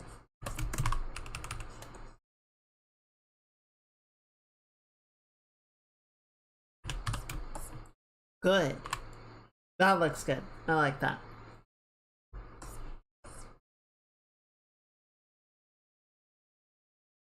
Okay. I think we've got most of the principal cleanup done now.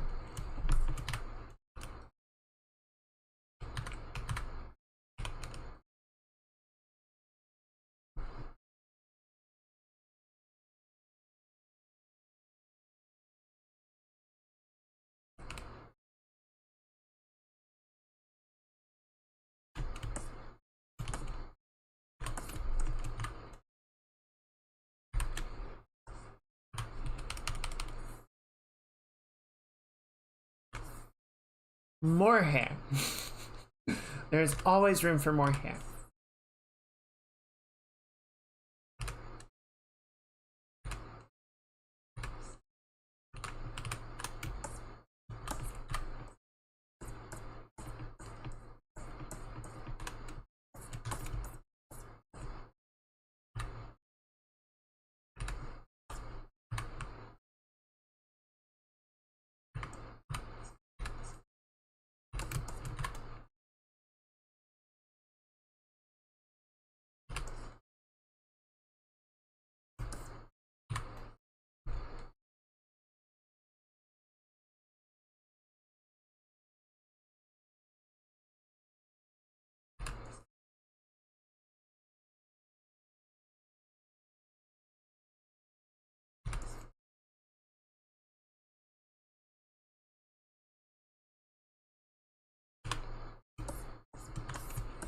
Alright.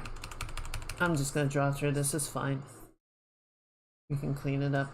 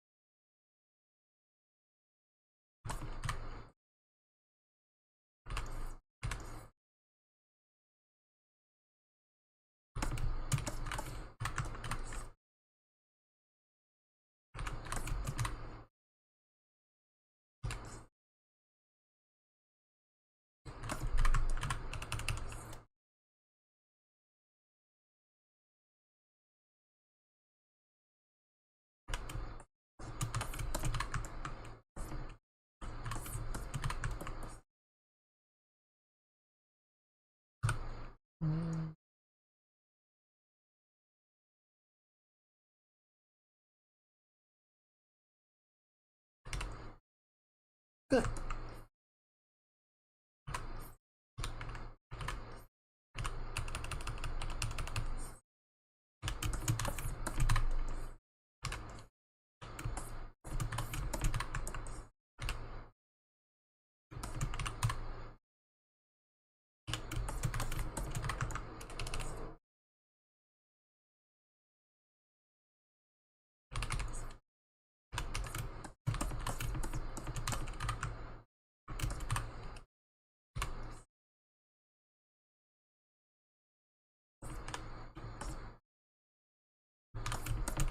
Alright, a little bit more. Also, oh, wait. Get rid of that. Got a little bit overdraw, overfill. Well, that's pretty good. Alright, then we can just kind of come in with some of this. Blend it together a bit more.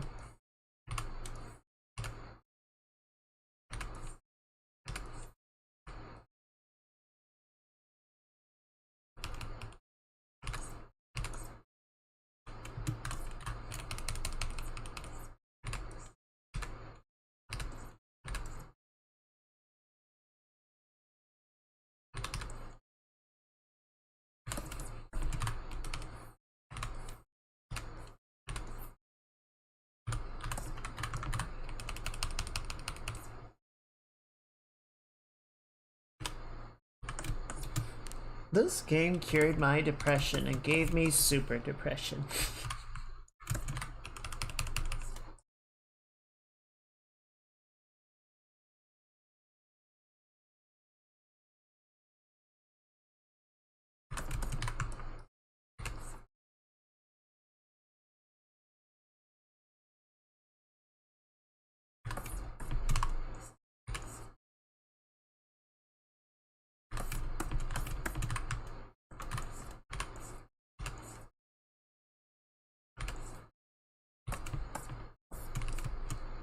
Okay. Let's see. So the sword still needs more work. We need to figure out the flowers. We generally need to do another polish pass on everything, but I think we've got most of it cleaned up. There's a chance we finish on Saturday. I think there's a real chance we finish on Saturday. If not, definitely next Tuesday.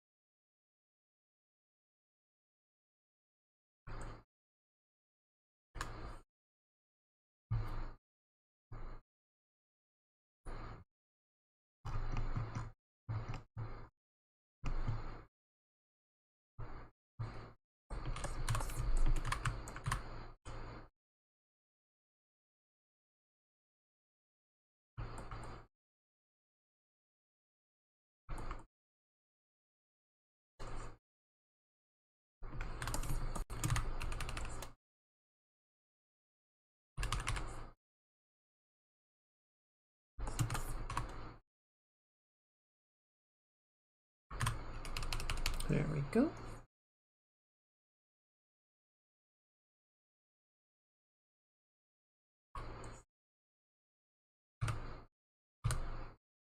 Wait, have I been using the wrong brush?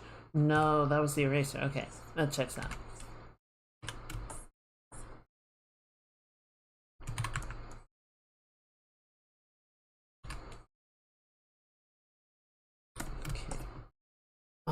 I think the perspective of everything is looking pretty good. I'm gonna be a stink. I'm gonna do one of those stinker thing. Gonna need the rise of the butt a little bit more.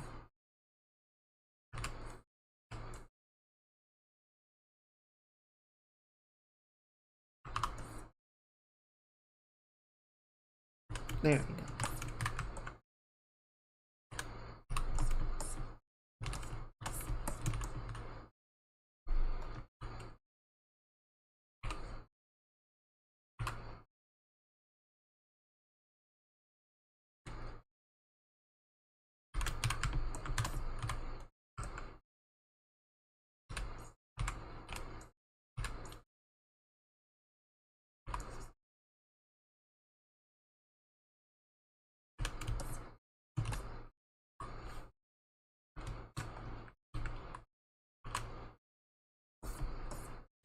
Alright, and save all that. Okay, so yeah, story might be a next time deal. What was the other thing that needed? The feathers are definitely gonna be a next time deal.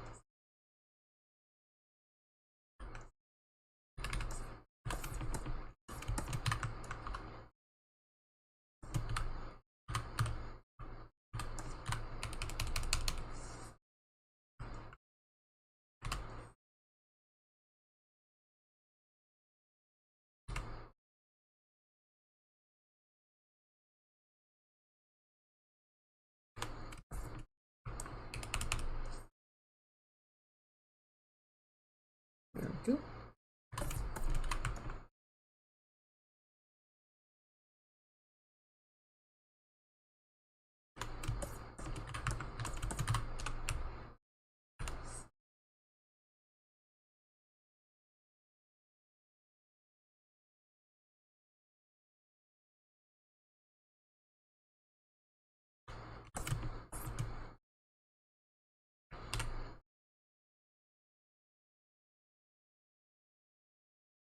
I dare say it's working. I dare say it's coming together.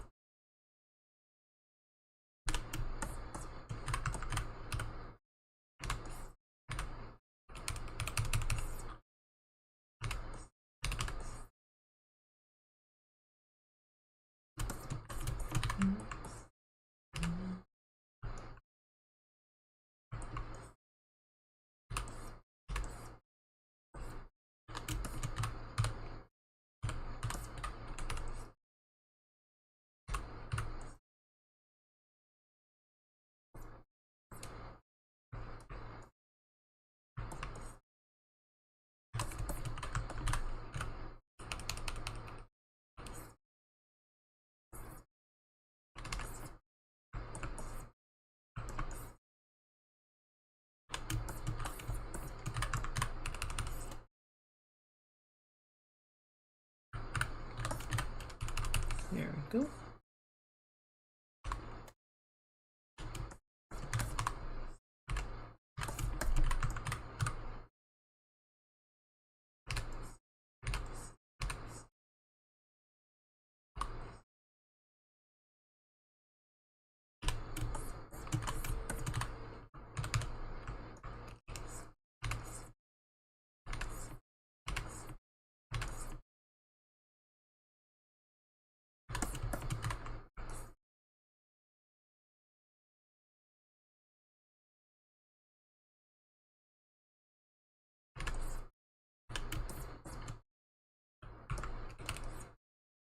Soften.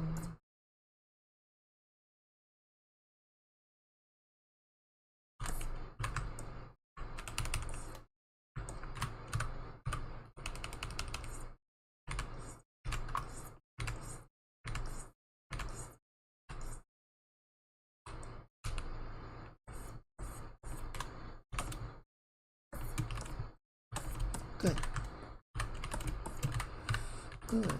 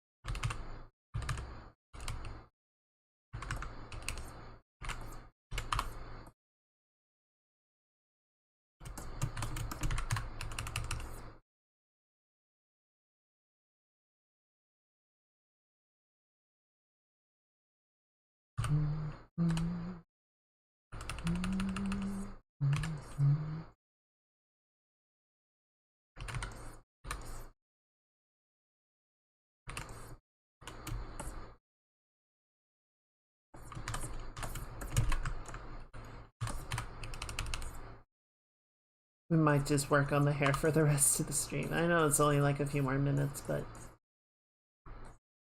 I think at this point we're not really gonna move to anything else. I like the tones that we're getting. I think it's a very nice sort of shift and roll. Really capturing the sense of volume in a pleasing way.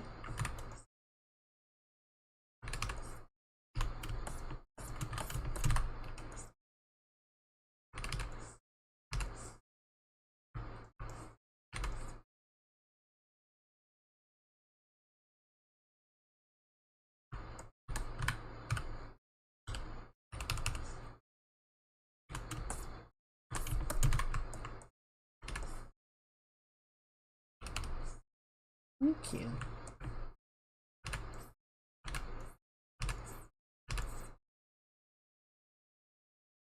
Yeah, this one I think is working quite well.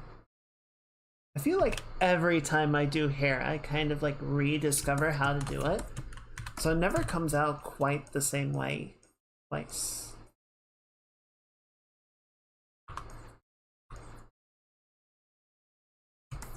But in some ways I think that's a good thing, just because I think, you know, like Jin and Coco and Ivy, and Eve and Mookie, everyone kind of has like their own hair and it's gonna have their own hair texture. So trying to like apply the same technique, the same method for everyone doesn't really make sense anyway.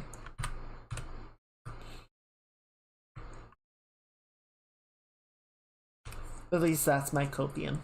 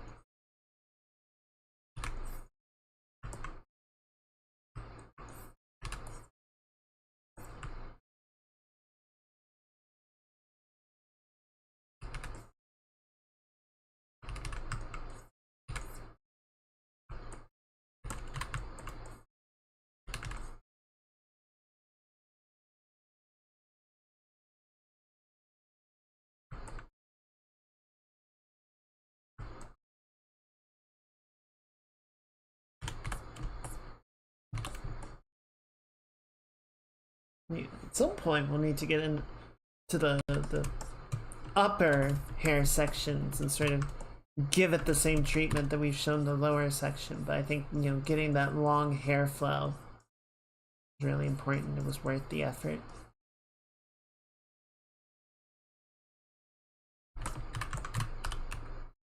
There we go.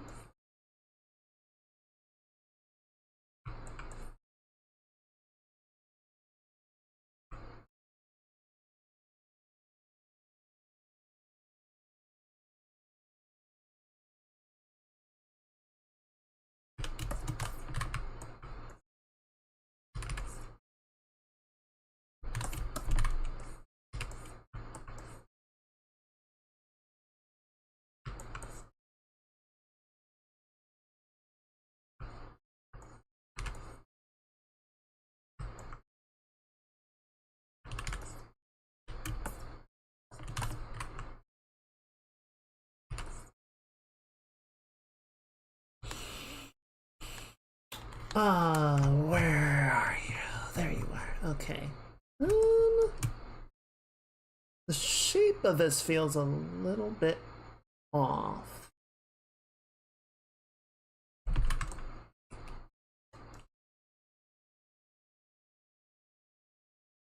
I know what's wrong. This needs to come down more. It's rising up too high in the back. Needs to be more front angled.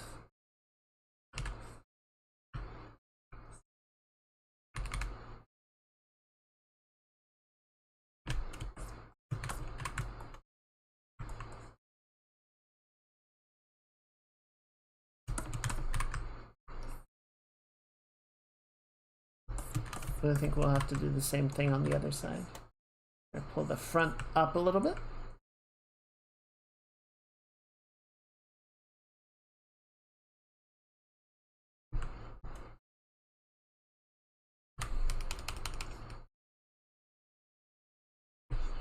There was one thing that I wanted to bring up.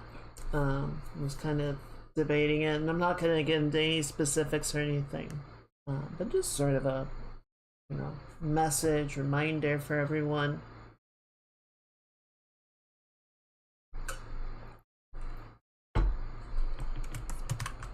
Trying to think of the right way to word this. Please be sure to be taking care of yourselves and to be looking after your mental health, your mental well-being, your personal well-being. I know it can be really hard. I know it can be really easy to just sort of put your head down and work on what you're doing and try and let everything blow over, whatever's bothering you. But mental health is really important. And, you know, sometimes that is going to mean doing things that you're uncomfortable with, or taking breaks from things that you want to do or feel that you should be doing because you need to prioritize something else or prioritize your well-being. I know that could be really frustrating. I say all this as someone that really needs to put more work into their mental well-being. So, you know, a little bit of the pot calling the kettle black here, but I hope that all of you will take the time to look after yourselves and take care of yourselves, because you do deserve it. You do deserve to be happy. You do deserve to be cared for and appreciated and loved.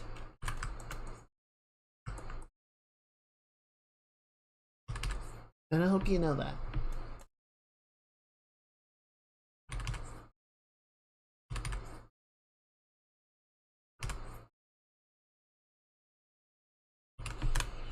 And I know it's not an easy battle, but it is one that we have to fight.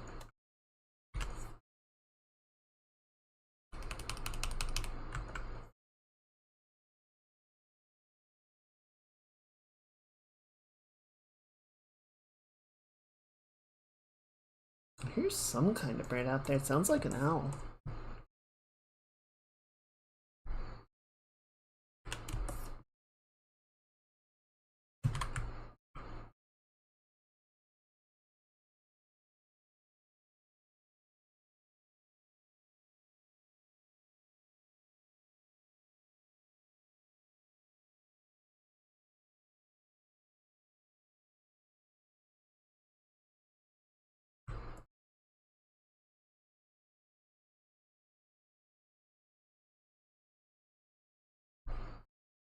Oh, and I forgot to mention, so I did not recognize the day, but I saw some posts online. Happy Trans Day of Visibility, everybody. Trans rights are human rights, and everyone deserves to be themselves and be appreciated for who they are.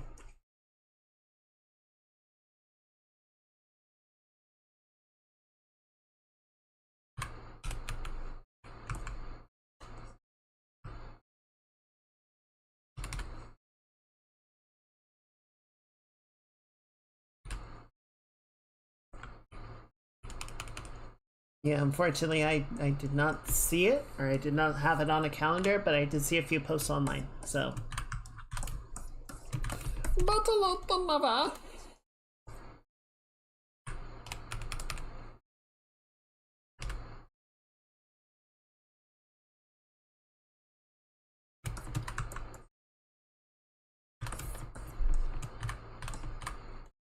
I agree. I agree. We should make it a bigger holiday. I suppose it's also one of those things because Pride Month is in June, so everything kind of tends to get lumped into that.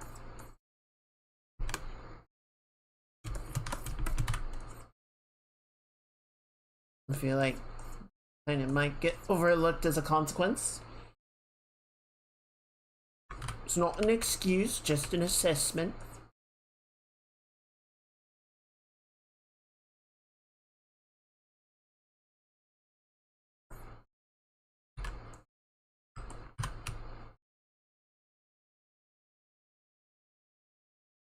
Alright. I'm just kind of finishing up this thought right here. And then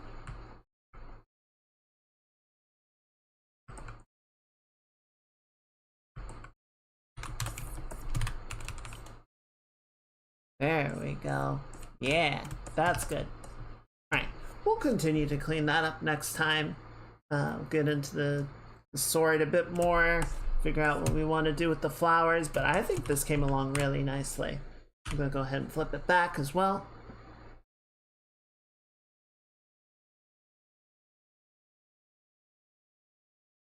I think. Am I? There we go.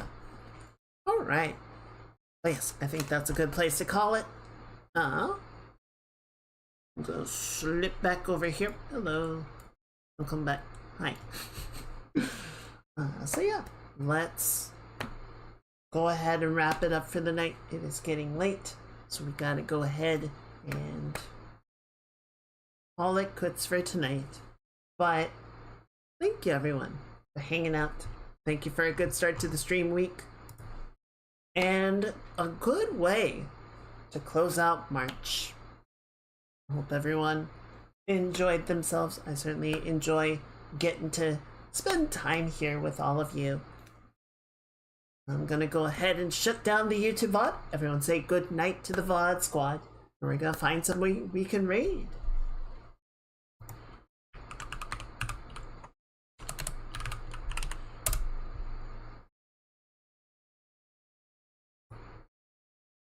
Okay.